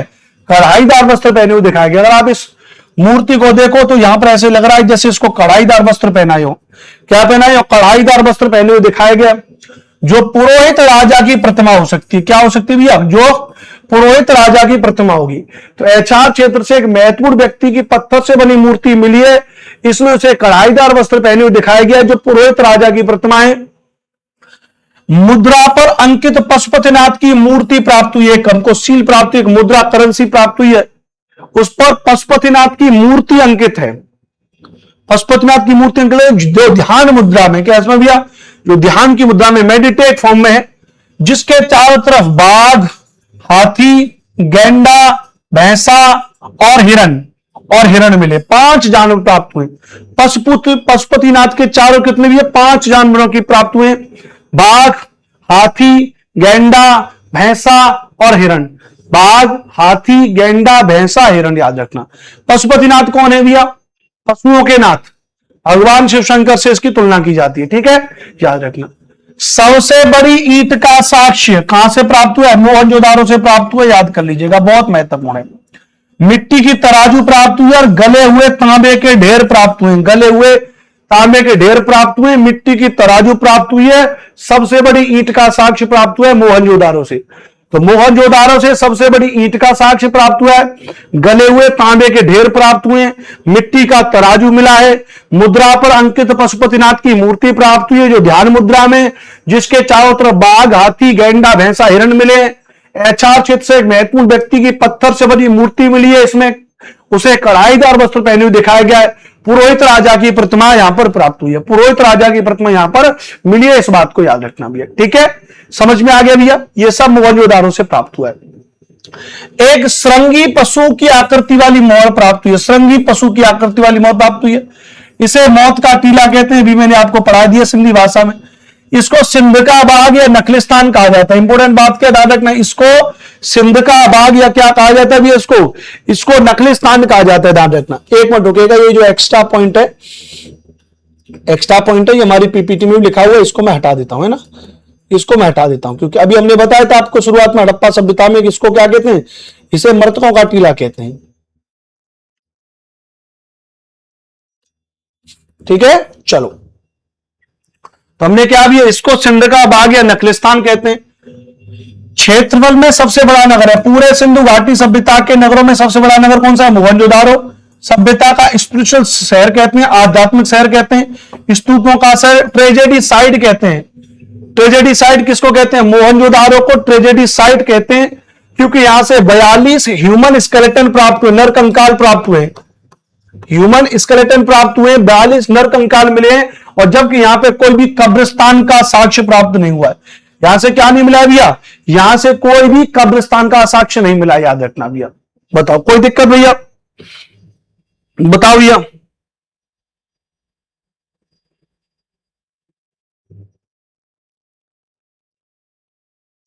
ठीक है, हाँ, तो यहां पे क्या नहीं प्राप्त है? कोई यहां पे कब्रिस्तान प्राप्त नहीं हुआ है। कब्रिस्तान को क्या कहते हैं? Graveyard, GRAVEYARD, graveyard. There is no evidence of graveyard, तो ग्रेवयार्ड नहीं प्राप्त हुआ, कब्रिस्तान नहीं प्राप्त हुआ है, जबकि 42 नरकंकाल मिले हैं, तो ये ट्रेजेडी साइट है। कुंभकारों के 6 भट्टों के साक्ष्य प्राप्त हुए। कुंभकार जो बर्तन बनाते हैं, यह महत्वपूर्ण सवाल है। कुंभकार के 6 भट्टों के साक्ष्य। एक मोहर पर सुमेरियन नामों के चिन्ह मिले। सुमेरियन नाम, सुमेर सभ्यता कौन है?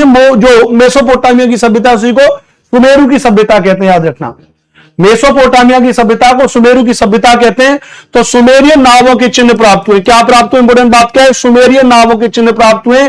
तो याद रखना, सुमेरियन नामों के चिन्ह प्राप्त हुए, इसका मतलब हड़प्पा सभ्यता का मेसोपोटामिया की सभ्यता के साथ व्यापार होता था। इसके चित्र, इसके एविडेंस हमको यहां से प्राप्त होते हैं। ठीक है, तो मोहनजोदारो से भी एक सुमेरियन नाम के चिन्ह प्राप्त हुए। बीपीएससी में एक बार सवाल पूछा गया था 3.0 में, जब बीपीएससी का पेपर हुआ था तब उसमें यही सवाल पूछा गया था, याद रखना भैया। बीपीएससी तैयारी 4.0 में 20 पिलर वाला एक भवन प्राप्त हुआ, 27 बाई 27 मीटर का। सबसे बड़ी इमारत एक अन्नागार मिला है, 50 बाई 27 का। एक अन्नागार, अन्न के भंडार करने के लिए प्राप्त हुआ है, याद रखना। दोनों पॉइंट बहुत ज्यादा महत्वपूर्ण है। यह वाला विशाल अन्नागार वाला पॉइंट बहुत ज्यादा महत्वपूर्ण है मोहनजोदारो का। ठीक है, बताओ ये क्लियर है? बहुत बढ़िया class sir. Veena Kumari ji, sir आप बहुत अच्छा पढ़ाते हो, धन्यवाद वीना जी, शुक्रिया भैया। ठीक है, तो ये सारे पॉइंट जितने भी मोहनजोदारो के बारे में सारे पॉइंट मैंने आपको यहां पर करा दिए। अब बहुत ज्यादा महत्वपूर्ण तो 2 ही शहर है, हड़प्पा और मोहनजोदारो। हड़प्पा और मोहनजोदारो, ठीक है, याद रखना भैया। अच्छा, मोहनजोदारो से एक चांदी के एक फूलदान में कपड़े का साक्ष्य प्राप्त हुआ, आगे आपको पढ़ाएंगे। ठीक है, तो बहुत ज्यादा अगर आपको याद करनी है तो ये जो है हड़प्पा और मोहनजोदारो, तो आपको बिल्कुल याद कर लेना है। तीसरा कालीबंगा है, राजस्थान के श्री गंगानगर जिला और हनुमानगढ़ जिला जो राजस्थान का, वहां पर है। और घग्गर नदी के किनारे, कौन सी नदी के किनारे? इंपोर्टेंट बात क्या है? घग्गर नदी के किनारे है। इसकी खोज अमलानंद घोष के द्वारा 1951 में की थी। किसके द्वारा की थी? अमलानंद घोष के द्वारा की थी 1951 में। इसका शाब्दिक अर्थ है ब्लैक बैंगल्स, काले रंग की चूड़ियां। मोस्ट इंपोर्टेंट पॉइंट से अगर पूछा जाएगा यहां से तो काले रंग की चूड़ियां शाब्दिक अर्थ होता है कालीबंगा का, अमलानंद घोष के द्वारा की थी। Evidence of both pre Harappan and develop Harappan, प्राक हड़प्पा एवं विकसित हड़प्पा, दोनों के साक्ष्य प्राप्त हुए। हड़प्पा सभ्यता जब बन रही थी और जब बन गई थी, दोनों के एविडेंस प्राप्त होते हैं। जुते हुए खेत एवं सरसों के साक्ष्य प्राप्त होते हैं, महत्वपूर्ण बात है। राजस्थान वाले क्षेत्र में जुते हुए खेत, सरसों के साक्ष्य प्राप्त हुए। ईंटों का अलंकरण के साक्ष्य प्राप्त हुए, ईंटों को सजा धजा करके लगाया गया। एक सिंह वाले देवता के साक्ष्य प्राप्त हुए, यह पूछा गया, याद रखना भैया। एक सिंह वाले देवता के साक्ष्य प्राप्त हुए, ईंटों का अलंकरण साक्ष्य प्राप्त हुआ है, जुते हुए खेत एवं सरसों के साक्ष्य प्राप्त हुए, प्राक हड़प्पा एवं विकसित हड़प्पा दोनों के साक्ष्य प्राप्त हुए। इसका शाब्दिक अर्थ काले रंग की चूड़ियां हैं। इसकी खोज 1951 में अमलानंद घोष के द्वारा की गई थी। घग्गर नदी के किनारे राजस्थान के श्री गंगानगर जिले तथा हनुमानगढ़ जिले में स्थित है। हनुमानगढ़ जिले में स्थित है। याद हो जाएंगे? बोलो भैया, इतना तो समझ के हो जाएगा। ठीक है, सब समझ में आ जाते हैं सर आपके पढ़ने से। धन्यवाद भैया जी, बहुत शुक्रिया मेरी बहन, एकदम बढ़िया तरीके से यूं पढ़ते रहो, एकदम बढ़िया तरीके से पढ़ते हो। मैं कंप्लीट स्टडी कराता हूं, मैं आपसे प्रॉमिस करता हूं जितने भी आप मेरे इस क्लास को देखोगे, आज के बाद आप UP TET, super TET, Jharkhand TET, Rajasthan TET, normally कोई भी परीक्षा दे देना, एक भी सवाल आपका हड़प्पा सभ्यता से गलत नहीं होगा, ये बात तय है। ठीक है, कंप्लीट आज आप पढ़ ले रहे हो मुझसे। ठीक है, चलो।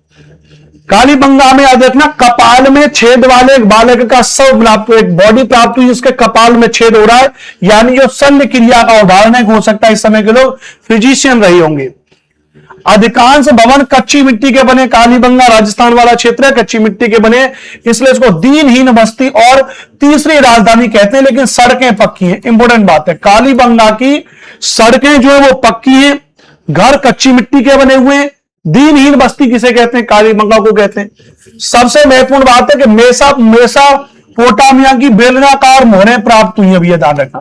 तो कालीबंगा से मेसोपोटामिया की बेलनाकार मोहरें मिली है, इसका मतलब मेसोपोटामिया सभ्यता के लोग कालीबंगा आए होंगे और व्यापार होता होगा। ऊंट की हड्डियां प्राप्त हुई हैं, हवन कुंड और यज्ञ कुंड के साक्ष्य प्राप्त हुए, फायर पिट के साक्ष्य प्राप्त हुए। इंपोर्टेंट बात है कालीबंगा से। हड़प्पा के अधिकांश शहरों के पश्चिमी खंड की किलेबंदी मिलती है, मैंने बताया था पश्चिमी हिस्सा छोटा है, नगर दुर्ग कहते हैं, वहां पे राजा लोग रहते होंगे, शासक वर्ग रहते होंगे। लेकिन यहां के निचली खंड यानी पूर्वी खंड की किलेबंदी की गई है और यहां से भूकंप के साक्ष्य प्राप्त हुए, एविडेंस ऑफ अर्थक्वेक, भूकंप के साक्ष्य प्राप्त हुए। ये कालीबंगा है, ये कालीबंगा है, याद रखना भैया। ये क्या है भैया? तो ये आपका कालीबंगा हो जाएगा, ध्यान रखना भैया। बताइए सबकी समझ में आ रहा है कि नहीं आ रहा? एकदम बढ़िया, यहां से बिल्कुल एकदम से समझ में आ गया। ठीक है, बोलो ठीक है एकदम से, कोई दिक्कत?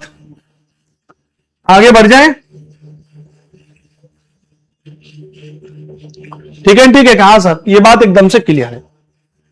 दूसरे आगे चलते, अब हम उसके बाद बात करेंगे। एक शहर है चनूदड़ो, पाकिस्तान के सिंध प्रांत में सिंधु नदी के किनारे है।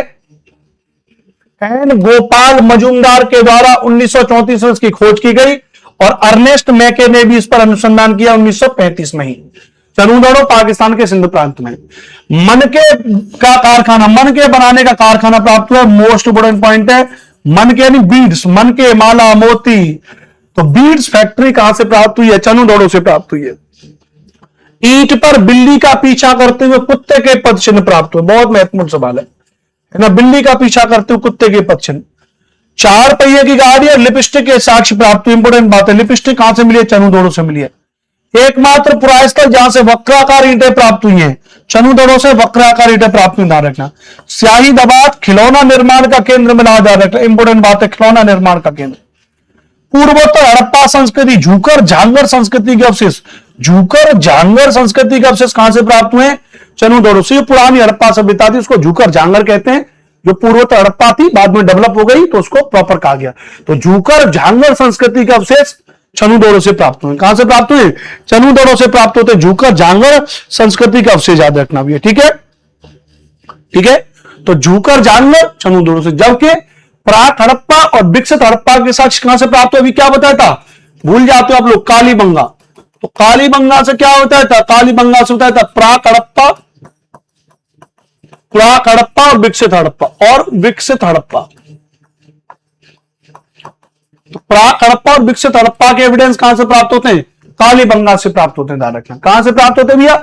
कालीबंगा से प्राप्त होते हैं, याद रखना भैया। ठीक है, आगे चलेंगे, याद रखना भैया। अब हो जाएगा लोथल, यह गुजरात के अहमदाबाद जिले में स्थित है। 1955 में भोगवा नदी के किनारे एस.आर. राव के द्वारा इसको खोजा गया, एस.आर. राव के द्वारा खोजा गया। सिंधु सभ्यता का सबसे प्रमुख बंदरगाह था, याद रखना। यहां से पश्चिमी एशिया के साथ व्यापार किया जाता था। तो लोथल से भी पश्चिमी एशिया के साथ व्यापार किया जाता था। मापतौल धान की भूसी चावल बाजरे के साक्ष्य, ये वाला सवाल पूछा गया है। चावल बाजरे के साक्ष्य कहां से प्राप्त हुए? लोथल से प्राप्त हुए, याद रखना। 3 युगल समाधियों के साक्ष्य प्राप्त हुए, इसको लघु हड़प्पा, लघु मोहनजोदारो कहते हैं। फारसी मोहरों के साक्ष्य कहां से प्राप्त हुए? बहुत महत्वपूर्ण सवाल है, लोथल से फारसी मोहरों के साक्ष्य प्राप्त होते हैं। तांबे का कुत्ता, छोटा दिशा मापक यंत्र मिला है। यहां मकानों की खिड़कियां सड़क की ओर खुलती थी, जबकि अन्य स्थलों पर खिड़कियां गलियों की तरफ खुलती थी। ये लोथल की विशेषता है, ये लोथल की विशेषता है, याद रखना भैया।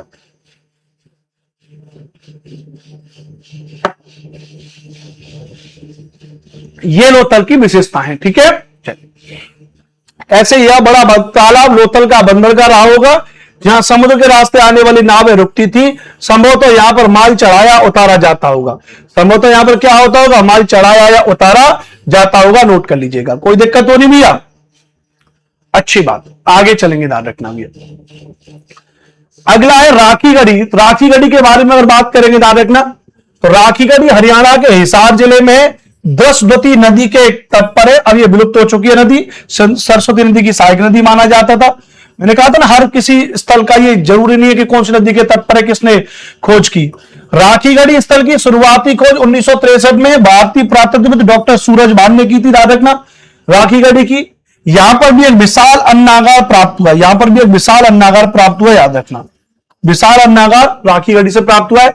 डॉक्टर सूरज भान ने की थी हरियाणा के हिसार जिले में। बनावली हरियाणा के हिसार फतेहाबाद जिले में है। RS बिष्ट के द्वारा खोजा गया, सरस्वती नदी के तट पर है, विलुप्त हो चुकी नदी। अच्छे किस्म के जौ की प्राप्ति हुई है और हल्की आकृति वाला खिलौना प्राप्त हुआ जो मिट्टी का बना हुआ है। सबसे महत्वपूर्ण प्रश्न यही है, हल्की आकृति वाला मिट्टी का बना हुआ खिलौना मिला है, वो बनावली से प्राप्त हुआ है। और यहां जल निकास प्रणाली का अभाव था, जहां पूरी हड़प्पा सभ्यता के बारे में कहते हैं भैया कि जल के निकास की प्रणाली बहुत अच्छी है और यहां से जल के निकास प्रणाली का अभाव था, बनावली से नोट कर लीजिएगा। ठीक है भैया, कोई दिक्कत? ऐसी एक स्थल है आपका रोपण, जो पंजाब में सतलज नदी के किनारे है, वर्तमान उसका नाम रूपनगर है।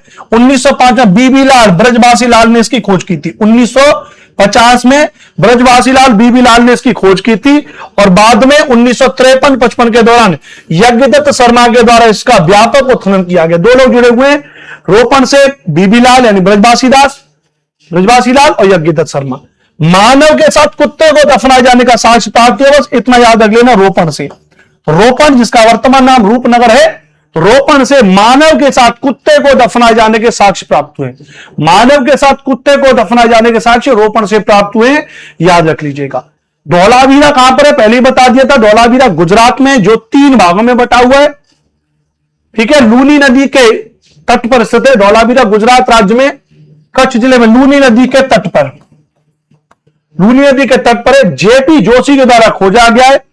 हड़प्पा सभ्यता का एकमात्र स्टेडियम यहां से प्राप्त हुआ, यह सबसे ज्यादा महत्वपूर्ण बात है। और दूसरा महत्वपूर्ण बात याद रखना कि यहां से 10 बड़े चिन्हों से निर्मित एक शिलालेख मिला हुआ है। धौलावीरा से क्या प्राप्त हुआ है, एक शिलालेख हमको प्राप्त हुआ है, याद रखना भैया धौलावीरा से। सुरकोटदा तो बड़ा फेमस है, याद रखना कि यहां से घोड़े की अस्थियां प्राप्त हुई है। सबसे महत्वपूर्ण बात यही है कि सुरकोटदा से घोड़े की अस्थियां प्राप्त हुई हैं, गुजरात के कच्छ जिले में है सुरकोटदा, याद रखना भैया। और इसकी खोज जो है मेरे प्यारे साथी याद रखना जगपति जोशी के द्वारा की गई है, JP जोशी के द्वारा की गई है। शॉपिंग कॉम्प्लेक्स के साक्ष्य यहां से प्राप्त हुए और इसको हड़प्पा सभ्यता का चौराहा कहते हैं। हड़प्पा सभ्यता का चौराहा सुरकोटदा कहते हैं। घोड़े की अस्थियां प्राप्त हुई हैं और शॉपिंग कॉम्प्लेक्स के साक्ष्य प्राप्त हुए, याद रखना। अब मैं आपकी स्थिति समझ सकता हूं, आपका दिमाग हो गया होगा भारी, बाप रे बाप कैसे पढ़े। बहुत सिंपल है भैया, चीजों को समझना है। YouTube पर एक सेशन लेकर के आऊंगा जिसमें टॉप 50 हड़प्पा सभ्यता से बनने वाले सवाल करा दूंगा। प्रयास करूंगा कि आज शाम को 6 बजे उन क्वेश्चंस को करा दूं। उससे आप बढ़िया क्वेश्चंस को कर लेना और इस थ्योरी को ढंग से पढ़ लेना। कोई भी एग्जाम दे लेना, इससे बाहर नहीं सवाल आएगा। क्या पढ़े अब तक हम केवल इतना पढ़े भैया कि हड़प्पा सभ्यता के जो खोजे गए स्थल है वो कौन कौन से हैं। हड़प्पा सभ्यता के खोजे गए सारे स्थल हमने आपको पूरे पढ़ा दिए विधिवत तरीके से। हड़प्पा सभ्यता है क्या, हड़प्पा सभ्यता की कहानी क्या है, हड़प्पा सभ्यता से जुड़े हुए फैक्ट क्या हैं, किसके द्वारा खोज की गई, किसके द्वारा इसके बारे में बताया गया, कहां कहां पर इसका विस्तार है, कौन कौन से स्थल खोजे गए, स्थल को किस किसने खोजा गया और उन स्थलों से क्या क्या हमको प्राप्त हुआ, ये सब कुछ हमने आपको पढ़ा दिया। अब हम बात करेंगे टाउन प्लानिंग सिस्टम, हड़प्पा सभ्यता के नगर बने कैसे थे। तो याद रखना, इसको याद रखना, यह जाल पद्धति ग्रिड सिस्टम पर आधारित है। बड़ा महत्वपूर्ण सवाल है कि ये जो हड़प्पा सभ्यता के नगर थे ये जाल सिस्टम पर थे, ग्रिड सिस्टम पर आधारित थे। याद रखना, नगर में आयताकार या वर्गाकार चौड़ी गलियां होती थी इस तरीके से, जो एक दूसरे को समकोण पर काटती थी, जो एक दूसरे को कैसे काटती थी, समकोण पर काटती थी। ध्यान रखना भैया, तो हड़प्पा सभ्यता के नगरों में आयताकार वर्गाकार चौड़ी गलियां होती थी जो एक दूसरे को किस पर काटती थी भैया, एक दूसरे को समकोण पर काटती थी। एक दूसरे को कैसे काटती थी भैया, समकोण पर काटती थी। वास्तुकला कैसे यहाँ की, तो वास्तुकला तो बहुत बढ़िया, पक्के मकान प्राप्त हुए। सिंधु घाटी की सभ्यता एक नगरीय सभ्यता थी, मैंने कहा था गार्डन चाइल्ड ने इसको नगरीय सभ्यता कहा था, गार्डन चाइल्ड ने इसको नगरीय सभ्यता कहा था। चाइल्ड ने सड़कें एक दूसरे को समकोण पर काटती थी, यह बात भी बिल्कुल सत्य है। भवन 2 मंजिला थे, दरवाजे सड़कों की ओर खुलते थे। मोहनजोदारो से सबसे बड़ी इमारत अन्नागार मिली है। फर्श कच्चा था, केवल कालीबंगा में पक्के फर्श के साक्ष्य प्राप्त हुए कालीबंगा में, और जबकि कालीबंगा में कच्चे घर थे इसलिए इसको दीनहीन बस्ती कहते हैं। मोस्टली फर्श कच्चे थे लेकिन कालीबंगा से पक्के फर्श के साक्ष्य प्राप्त हुए। नगरों के घर आमतौर पर 1 या 2 मंजिले होते थे, घर के आंगन के चारों कमरे बनाए जाते थे। अधिकांश घरों में एक अलग स्नानागार होता था और कुछ घरों में कुएं भी होते थे। कुएं कुछ घरों में, और वैसे नहाने का जगह अलग अलग है। कई नगरों में ढके हुए नाले हैं, कई नगरों में ध्यान रखना भैया, क्या कहा, बड़ा महत्वपूर्ण सवाल है भैया, ध्यान रखना कि कई नगरों में ढके हुए नाले थे। Many towns had covered drains, ढके हुए नाले थे। नालों के ढके होने के कारण इनमें जगह जगह पर मेन होल बनाए जाते थे। क्या बनाए जाते थे भैया, जगह जगह पर मेन होल बनाए गए थे, जिनके जरिए इनकी देखभाल और सफाई की जा सके। ध्यान रखना, नाले ढके हुए थे हड़प्पा सभ्यता में। और आज के हमारे नाले खुले नाले। आज के शर्म आनी चाहिए इंजीनियरों को, 2000-3000 साल पहले कितनी विकसित व्यवस्था थी, और आज देखिए भैया, सड़क नीची रह जाएगी, नाले ऊंचे रह जाएंगे। ठीक है, कहा हो जाएगा, मामला गड़बड़ है। हर नाली में हल्की ढलान होती थी ताकि पानी आसानी से बह सके। Each drain had a slight slope to allow water to flow easily. हर नाली में हल्की ढलान होती थी ताकि पानी आसानी से बह सके। आज देखो, पानी ऐसे बहेगा, नाली होगी ऐसे, क्या होगा। ठीक है भैया, चलो। एग्रीकल्चर तो बहुत बढ़िया थी, हमने आपको बता दिया था भैया हड़प्पा सभ्यता के बारे में कि भाई विश्व में कपास का उत्पादन सर्वप्रथम सिंधु वासियों के द्वारा किया गया था। बड़ा इंपोर्टेंट पॉइंट हो जाता है। Indus people were the first produce cotton in the world. तो विश्व में कपास का उत्पादन सबसे पहले सिंधु वासियों के द्वारा किया गया था। सिंधुवासी चावल उगाते थे जिसके साक्ष्य लोथल से प्राप्त हुए। बाजरा उगाते थे जिसके साक्ष्य लोथल और गुजरात सौराष्ट्र से प्राप्त होते हैं। रागी सरसों को उगाते थे जिसके साक्ष्य कालीबंगा से प्राप्त होते हैं। हमने आपको पढ़ाया था, बढ़िया खेती बाड़ी थी। कपास का उत्पादन सबसे पहले इन्हीं लोगों के द्वारा किया गया था। हल्के साक्ष्य मैंने आपको बताया था, बनावली से हल्के साक्ष्य प्राप्त होते हैं। कालीबंगा से जुते हुए खेत के साक्ष्य प्राप्त हुए। याद रखना, no evidence of sugarcane was found. गन्ना का कोई साक्ष्य प्राप्त नहीं हुआ है। अधिकांशतः फसलों के साक्ष्य प्राप्त हुए, लेकिन गन्ना का कोई साक्ष्य नहीं प्राप्त हुआ है। तो हड़प्पा सभ्यता से गन्ना का कोई भी साक्ष्य प्राप्त नहीं हुआ, याद रखना भैया। बहुत सिस्टमेटिकल रूप से समझा दिया, वास्तुकला सब कुछ, खेती बाड़ी सब। अब पशुपालन, एनिमल हस्बेंड्री, कौन कौन से पशुओं को पालते रहे होंगे, तो मोस्टली तो यहां पे देखोगे भैया, तो सिंधुवासी हाथी व घोड़े से परिचित थे। मैंने बताया था सुरकोटदा से भी आपको घोड़े के अस्थि पंजर प्राप्त हुए, ध्यान रखना। सिंधुवासियों को गैंडा, बंदर, भालू, खरा आदि का जानवर का ज्ञान था, लेकिन शेर का कोई एविडेंस प्राप्त नहीं हुआ है। शेर का एविडेंस प्राप्त नहीं हुआ, बाकी सभी जानवरों का एविडेंस प्राप्त हुए हैं।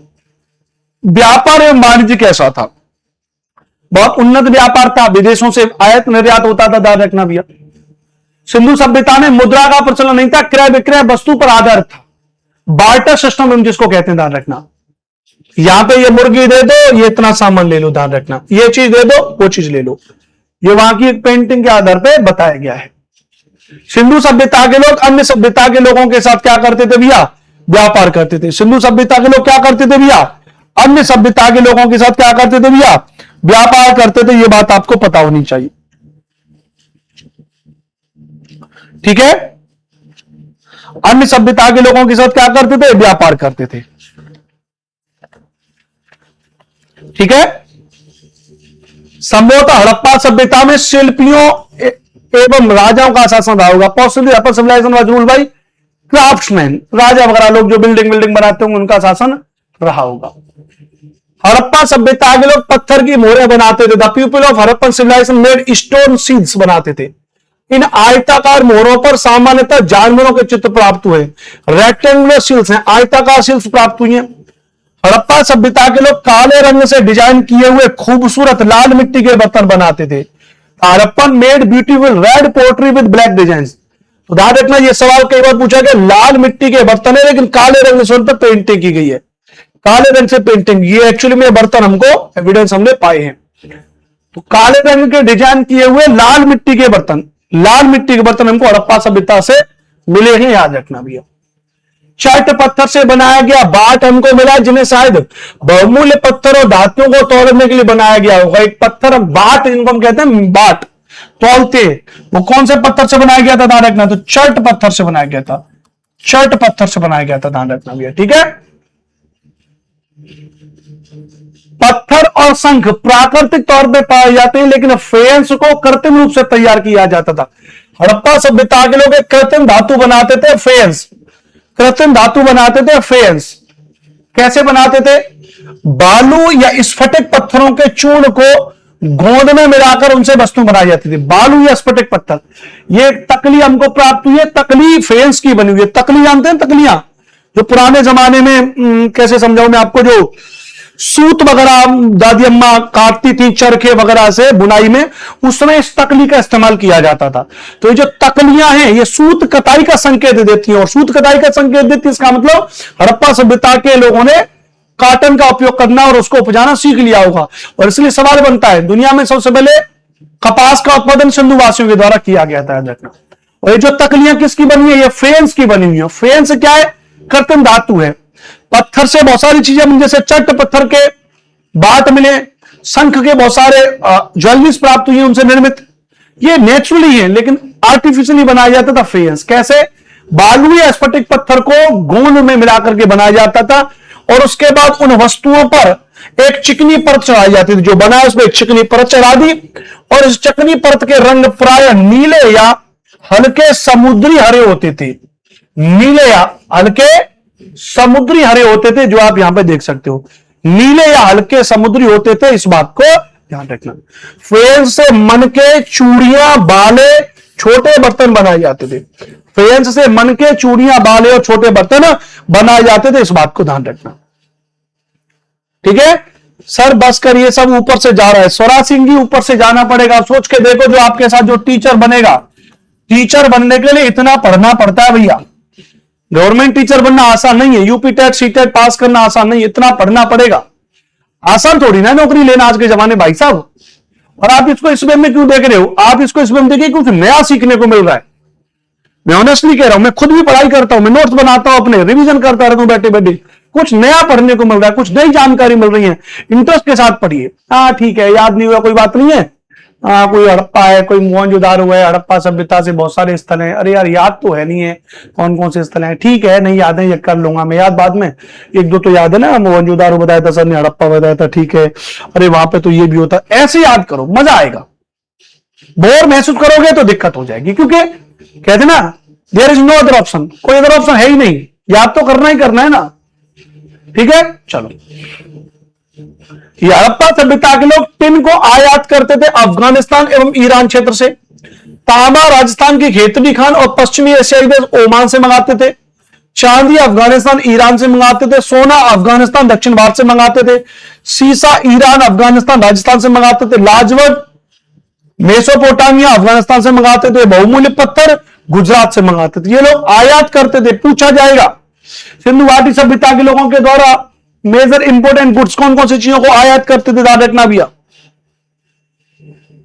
ठीक है, तो ये सारी चीजें थी, ध्यान रखना। ठीक है, सोच के देखो, मैं मिक्स करा ही नहीं रहा आपको, मैं तो अलग अलग तरीके से चीजें बता रहा हूं। मैंने कहा कि भैया सिंधु घाटी सभ्यता के लोगों के बारे में बताया कि यहाँ का व्यापार वाणिज्य कैसा था, तो व्यापार वाणिज्य से जुड़ी सारी चीजें करा दी। व्यापार वाणिज्य से पहले मैंने बताया कि यहाँ की पशुपालन कैसा था, पशुपालन बताया। पशुपालन के बाद मैंने बताया कि यहाँ की कृषि वाला सिस्टम कैसा था, कृषि वाला बताया। सोचो अगर इनको मिक्स करके कराता तो बहुत ज्यादा मैसअप हो जाता। अलग अलग तरीके से कृषि कैसी है, व्यापार वाणिज्य कैसा है, धर्म कैसा है, कैसे कैसे काम कर रहे हैं, सारी चीजें आपको मैं करा रहा हूं। धर्म कैसा है, तो यहां से आपको पता स्वास्थ्य का चिन्ह प्राप्त हुआ है, तो यानी ये सनातन धर्म को फॉलो करने वाले लोग थे, ध्यान रखना भैया। धर्म कैसा है, हड़प्पा से मंदिर का कोई अवशेष प्राप्त नहीं हुआ है। मोहनजोदारो की एक मोहर से स्वास्थ्य का चिन्ह प्राप्त हुआ है। स्वास्थ्य का चिन्ह प्राप्त हुआ, यह स्वास्थ्य का चिन्ह प्राप्त हुआ है। आप सोच के देखो, हिंदू धर्म की सबसे प्रमुख चीज है स्वास्थ्य का चिन्ह। कहां से मंगाते थे, ऐसा भी क्वेश्चन आ सकता है, बिल्कुल आ सकता है। चीजें कहां से मंगाते थे भैया? सर आपका कंटेंट बहुत अच्छा है, धन्यवाद ओमा चौहान जी, धन्यवाद चौहान साहब। Yes sir, SST inform sir, thank you जी। आप सोच के देखो, हमारे सनातन धर्म में, हमारे हिंदू धर्म में आज भी स्वास्थ्य बनाया जाता है? कोई शुभ काम करने के लिए ओम स्वस्ति न इंद्रो वृद्धश्रवाः स्वस्ति न पूषा विश्ववेदाः, ठीक है, सारे मंत्रोच्चार मुझे भी आते हैं भाई, ब्राह्मण हूं, पूजा पाठ करता हूं मैं भी, है। तो भगवान को मनाने के लिए ओम स्वस्ति न इंद्रो वृद्धश्रवाः स्वस्ति न पूषा विश्ववेदा स्वस्ति न दास्यो अरष्टिनेमि स्वस्ति न, है। समझ रहे हो, मजे के साथ पढ़ो एकदम। तो ये वहां से प्राप्त हुआ है। हड़प्पा सभ्यता में मुख्य रूप से कुंभड़ वाले सांड की पूजा होती थी। आज भी हमारे यहां पर इनकी पूजा होती है। समझ रहे, इस बात को ध्यान रखना भैया। और ये पूरा पीडीएफ भी आपको मिलेगा, सोच के देखो, एकदम कंप्लीटली पीडीएफ आपको मिलेगा। इससे भी आप अपना रिवीजन कर सकते हो। हड़प्पा सभ्यता में वृक्ष पूजा के साक्ष्य प्राप्त होते हैं। हमारे यहां भी वृक्ष पूजे जाते हैं। पीपल वृक्ष की पूजा की जाती है, तुलसी की पूजा की जाती है, सभी प्रकृति की पूजा की जाती है। पीपल बबूल की पूजा होती थी, उस समय भी होती थी, आज भी होती है। सिंधु सभ्यता में प्रेतवाद, भक्ति और पुनर्जन्मवाद के बीज मिलते हैं। मतलब ये लोग मानते थे, हम भी मानते हैं प्रेतवाद को, भूत प्रेत आत्मा चुड़ैल, हमी तो तुम्हार सीधू जी तुम्हार छन छन छन छन, दिखाया था ना पिक्चर में। तो भूत प्रेत आत्मा चुड़ैल ये भी मानते थे, हम भी मानते है ना। ये देखो यहां पे भैया, ओम भट स्वाहा है, तो वो वाला ये चीजें, ठीक है, ये लोग भी मानते थे। अंत्येष्टि के प्रकार, टाइप ऑफ फ्यूनरल, ये बड़ा महत्वपूर्ण है। कैसे लोगों को दफनाते होंगे, 3 प्रकार से चीजें मिलती हैं अंत्येष्टि की। अंत्येष्टि की 3 चीजें मिलती हैं। पहला जो मिलता है उसको हम कहते हैं कंप्लीट ब्यूरल, पूर्ण समाधिकरण। मतलब लोगों को पूरा समाधि में दबा दिया, समाधि में, ठीक है, पूर्ण समाधिकरण है, कब्र में दफना देना। पार्शियल ब्यूरल, आंशिक समाधिकरण। आंशिक समाधिकरण का मतलब है कि किसी व्यक्ति की लाश को खुले में रख दिया, चीलबाज कुछ जानवर वगैरह जो उसके मांस को नोच के खा जाएंगे, उसके बाद उसका जो स्केलेटन बचेगा उसको दबा दिया। ये अंत्येष्टि में, फ्यूनरल में आंशिक समाधिकरण है। दाह संस्कार, क्रिमेशन, दाह संस्कार कर दिया। सर हमको आपसे सीटेट भी पढ़ना है, तो क्या प्रोसेस है बता दीजिए। स्वराज सिंह जी, सीटेट का कोर्स ऐसे सीटेट का एसएसटी स्पेशल कोर्स है। जैसे ये कोर्स में आप पढ़ रहे हैं, ऐसी सीटेट में एसएसटी स्पेशल कोर्स है, वो 199 रुपए का है। आप एप्लीकेशन से पढ़ सकते हो, आराम से वहां से परचेस कर सकते हो। और नहीं हो पा रहा है तो ये हमारा नंबर है 8755238500।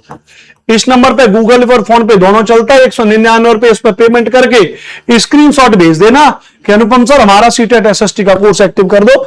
बिल्कुल आपका कोर्स एक्टिव हो जाएगा, ठीक है, प्रॉपर कंटेंट के साथ है, ठीक है, क्लियर है भैया, अच्छी बात। लोथल से युग्म समाधान के साक्ष्य प्राप्त हुए। विज्ञान इसको सती प्रथा के रूप में देखता है, 2 लोग आपस में प्राप्त हुए। रोपण से मालिक के साथ कुत्ता दफनाया जाता था, पढ़ा चुका हूं, आपने याद भी कर लिया होगा। लिपि, स्क्रिप्ट कैसी है महाराज, पढ़ी नहीं गई है, पता ही नहीं चल रहा है। पिक्टोग्राफिक शैली है, भाव चित्रात्मक लिपि है। क्यों? क्योंकि भैया यहां से जो चीजें प्राप्त हुई उनको पढ़ा नहीं जा सका है। ऐसे चीजें प्राप्त हुई है जिसमें कुछ लिखा हुआ है, कुछ चित्र बने हुए हैं, ऐसा हमको महसूस होता है, लेकिन पता नहीं है कि क्या है भैया, है ना, पता नहीं है कि क्या है। ठीक है, देख लो यहां पे, और बड़ा कर दे रहा हूं उसको।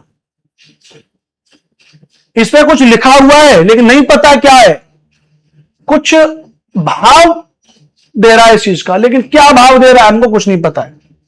बड़ा बड़ा दिख रहा है ना, अब तो बोलो जी। ये व्यक्ति हैं सबसे पहले जिन्होंने, अलेक्जेंडर कनिंघम, जिन्होंने सबसे पहले सिंधु सभ्यता की लिपि को पढ़ने का प्रयास किया था। क्लियर है? फुल टेक्नोलॉजी का यूज करके पढ़िए एकदम। और ये वो लिपियां जिनके बारे में हमको नहीं पता चला कि भैया ये क्या चीज रही होगी। ठीक है, क्लियर है, कोई दिक्कत तो नहीं, आराम से देख लो। चलो, तो सिंधु लिपि के बारे में सर्वप्रथम विचार करने वाला व्यक्ति अलेक्जेंडर कनिंघम, लेकिन सिंधु लिपि को पढ़ने का सर्वप्रथम प्रयास L.A. वेंडल ने किया था। बड़ा महत्वपूर्ण सवाल है, इसके बारे में विचार किया अलेक्जेंडर कनिंघम ने। पढ़ने का प्रयास किसके द्वारा किया गया? L.A. वेंडल ने किया।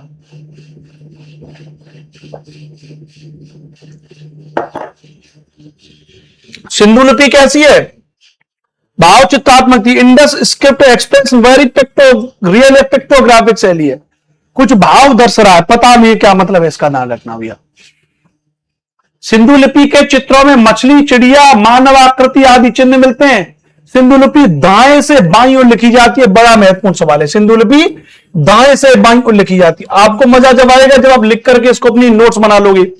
दावे के साथ कह रहा हूं, एक स्पाइरल बना लो कोई भी, मेरे पास बहुत स्पाइरल हरवा दिखाता हूं, ऐसे कोई भी एक स्पाइरल बना लो, उसमें ऐसे लिख लिख के अपने नोट्स बनाओ, देखो क्या बढ़िया होगा।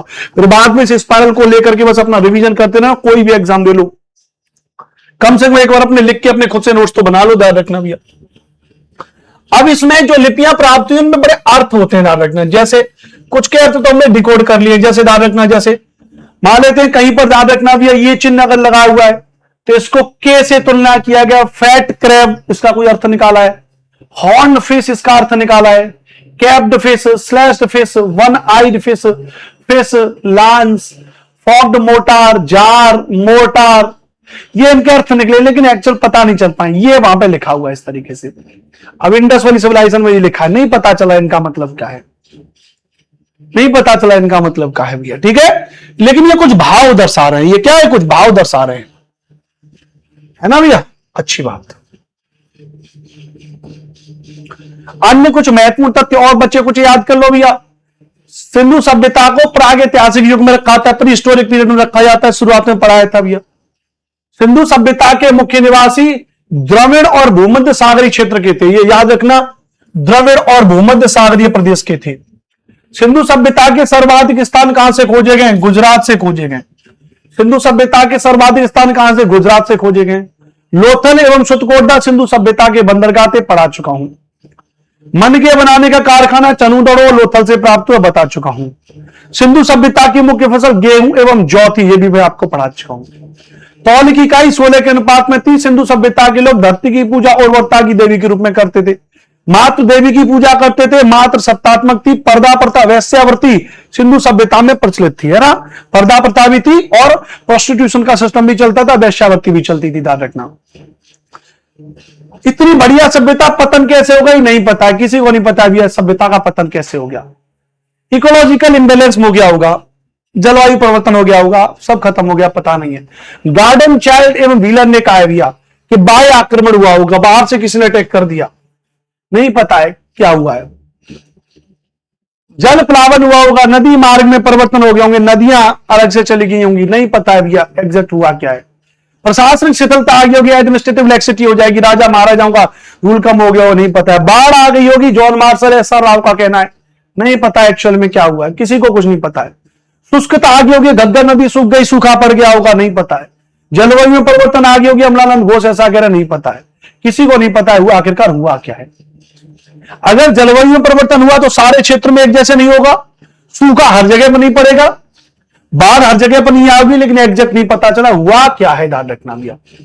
क्षेत्रफल की दृष्टि से सबसे बड़े नगरों में मोहनजोदारो है और भारत में धौलावीरा है। बोलो बांके बिहारी लाल की जय। पूरा कंटेंट हड़प्पा सभ्यता का पढ़ा दिया, पूरा कंटेंट आप हड़प्पा सभ्यता का पढ़ा दिया। लगभग 1.5 घंटे की आपकी क्लास हुई और उसमें मैंने आपको पूरा हड़प्पा सभ्यता का कंटेंट आपको पढ़ा दिया, पूरा विधिवत तरीके से, 100% तरीके से, A to Z चीज आपको पढ़ा दी। इनको सबको लिख लिख करके अपने नोट्स बना लीजिए। फिर से वार्निंग दे रहा हूं आपको, वरना जब सुपर टेट का पेपर आएगा तब भी ऐसे नाचते फिरोगे, फिर कहोगे गुरुजी क्या करें क्या करें। यूपी टेट का पेपर भी निकल जाएगा, मुझ में कमी निकालते रह जाओगे कि आपने कोर्स टाइम पे खत्म नहीं किया, ये नहीं किया। कभी अपने आप से मत पूछना। मैं तो हमेशा ये कहता हूं जितना पढ़ा दूंगा उतना पेपर में आ जाएगा, चाहे मैं कितना ही पढ़ा दूं। पढ़ तो लो एक बार, लेकिन पढ़ते नहीं हो, कमियों को निकालते रहते हो। फिर कह रहा हूं लिख लेके नोट्स बना लो, टाइम निकाल लो, टाइम निकाल लो। आपके पेपर से ज्यादा महत्वपूर्ण और कुछ नहीं है आपके लिए। सारे घर के काम, सारे काम बाद में हो जाएंगे, लेकिन पढ़ाई का काम अभी। एग्जाम नजदीक है, अच्छे से पढ़ लो। शाम को एक बार फिर से आपकी क्लास होगी अगले टॉपिक में। इससे अगले टॉपिक को शाम को फिर से 6 बजे करीब खत्म कराऊंगा अगला टॉपिक, और पहले से उसका पीडीएफ तैयार हो गया तो फिर करा दूंगा, ठीक है। नमस्ते, नमस्कार, हमारे साथ में जुड़े रहें, हमें फॉलो करें, और आप सभी से निवेदन होगा कि हमारे एप्लीकेशन पे हमको रेटिंग जरूर दें। कल मैंने कई विद्वान साथियों से कहा था, आप सभी मैं कह रहा हूं ध्यान रखना कि भैया जब आप हमारे इस क्लास जोन प्रिपरेशन एप्लीकेशन पे आप पढ़ रहे हो, जब आप हमारे इस क्लास जोन एप्लीकेशन पे पढ़ते हो, तो यहां पे दोस्तों एक बार रिव्यू जरूर किया करिए। यहां पे रिव्यू जरूर किया करिए, कमेंट जरूर किया करिए इस एप्लीकेशन पे, तो रिव्यू जरूर दिया करो। यहां पे एप्लीकेशन जब आप कहां से, प्ले स्टोर पे जाना, प्ले स्टोर पे जाना और हमारे application class zone preparation app को रिव्यू जरूर करना, रेटेड देना, वहां पे कमेंट करना। इससे थोड़ा सा अन्य लोग जो एप्लीकेशन को देखते हैं उन पे अच्छा फीडबैक जाता है कि अनुपम सर अच्छा पढ़ा रहे हैं, बच्चे कमेंट कर रहे हैं। तो आप सभी से रिक्वेस्ट होगी भाई इतना काम आप जरूर करें, ठीक है। चलिए सर, ज्योग्राफी 17 क्लास में कंप्लीट होगी क्या? बिल्कुल नहीं हुई, अभी उसमें आगे कराऊंगा। आप 17 को देख करके फ्री हो जाइए, कल से हो जाएगा। सर सीटेट आपसे एसएसटी पढ़ करके पास हुआ है सर जी, बहुत बढ़िया। निशत अंसारी जी भैया, आपके जैसा कोई नहीं, धन्यवाद भैया। ये बात आप अपने दोस्तों को भी बताएं कि भैया सीटेट एसएसटी पढ़नी है, अनुपम सर से पढ़ना है, क्लास 1 प्रिपरेशन ऐप डाउनलोड कर लीजिए, वहां से पढ़िए। राइट, चलो जी, ठीक। तो सेशन को फिर हम लोग यहां पे दी एंड करते हैं, और आज के सेशन को ज्वाइन करने के लिए आप सभी का तहे दिल से धन्यवाद। एप्लीकेशन जरूर डाउनलोड कर लेना है, क्लास 1 प्रिपरेशन ऐप डाउनलोड करके, माने वहां पे आपको क्या कर लेना है, वो ये यहां पे आपको रिव्यू दे देना है ना, एडिट और रिव्यू वगैरह, रेटिंग देनी है, यहां पर रेटिंग देनी है कि भाई एप्लीकेशन पे आपकी क्लास कैसी चल रही है, और आपको वहां पे कर देना है, ठीक।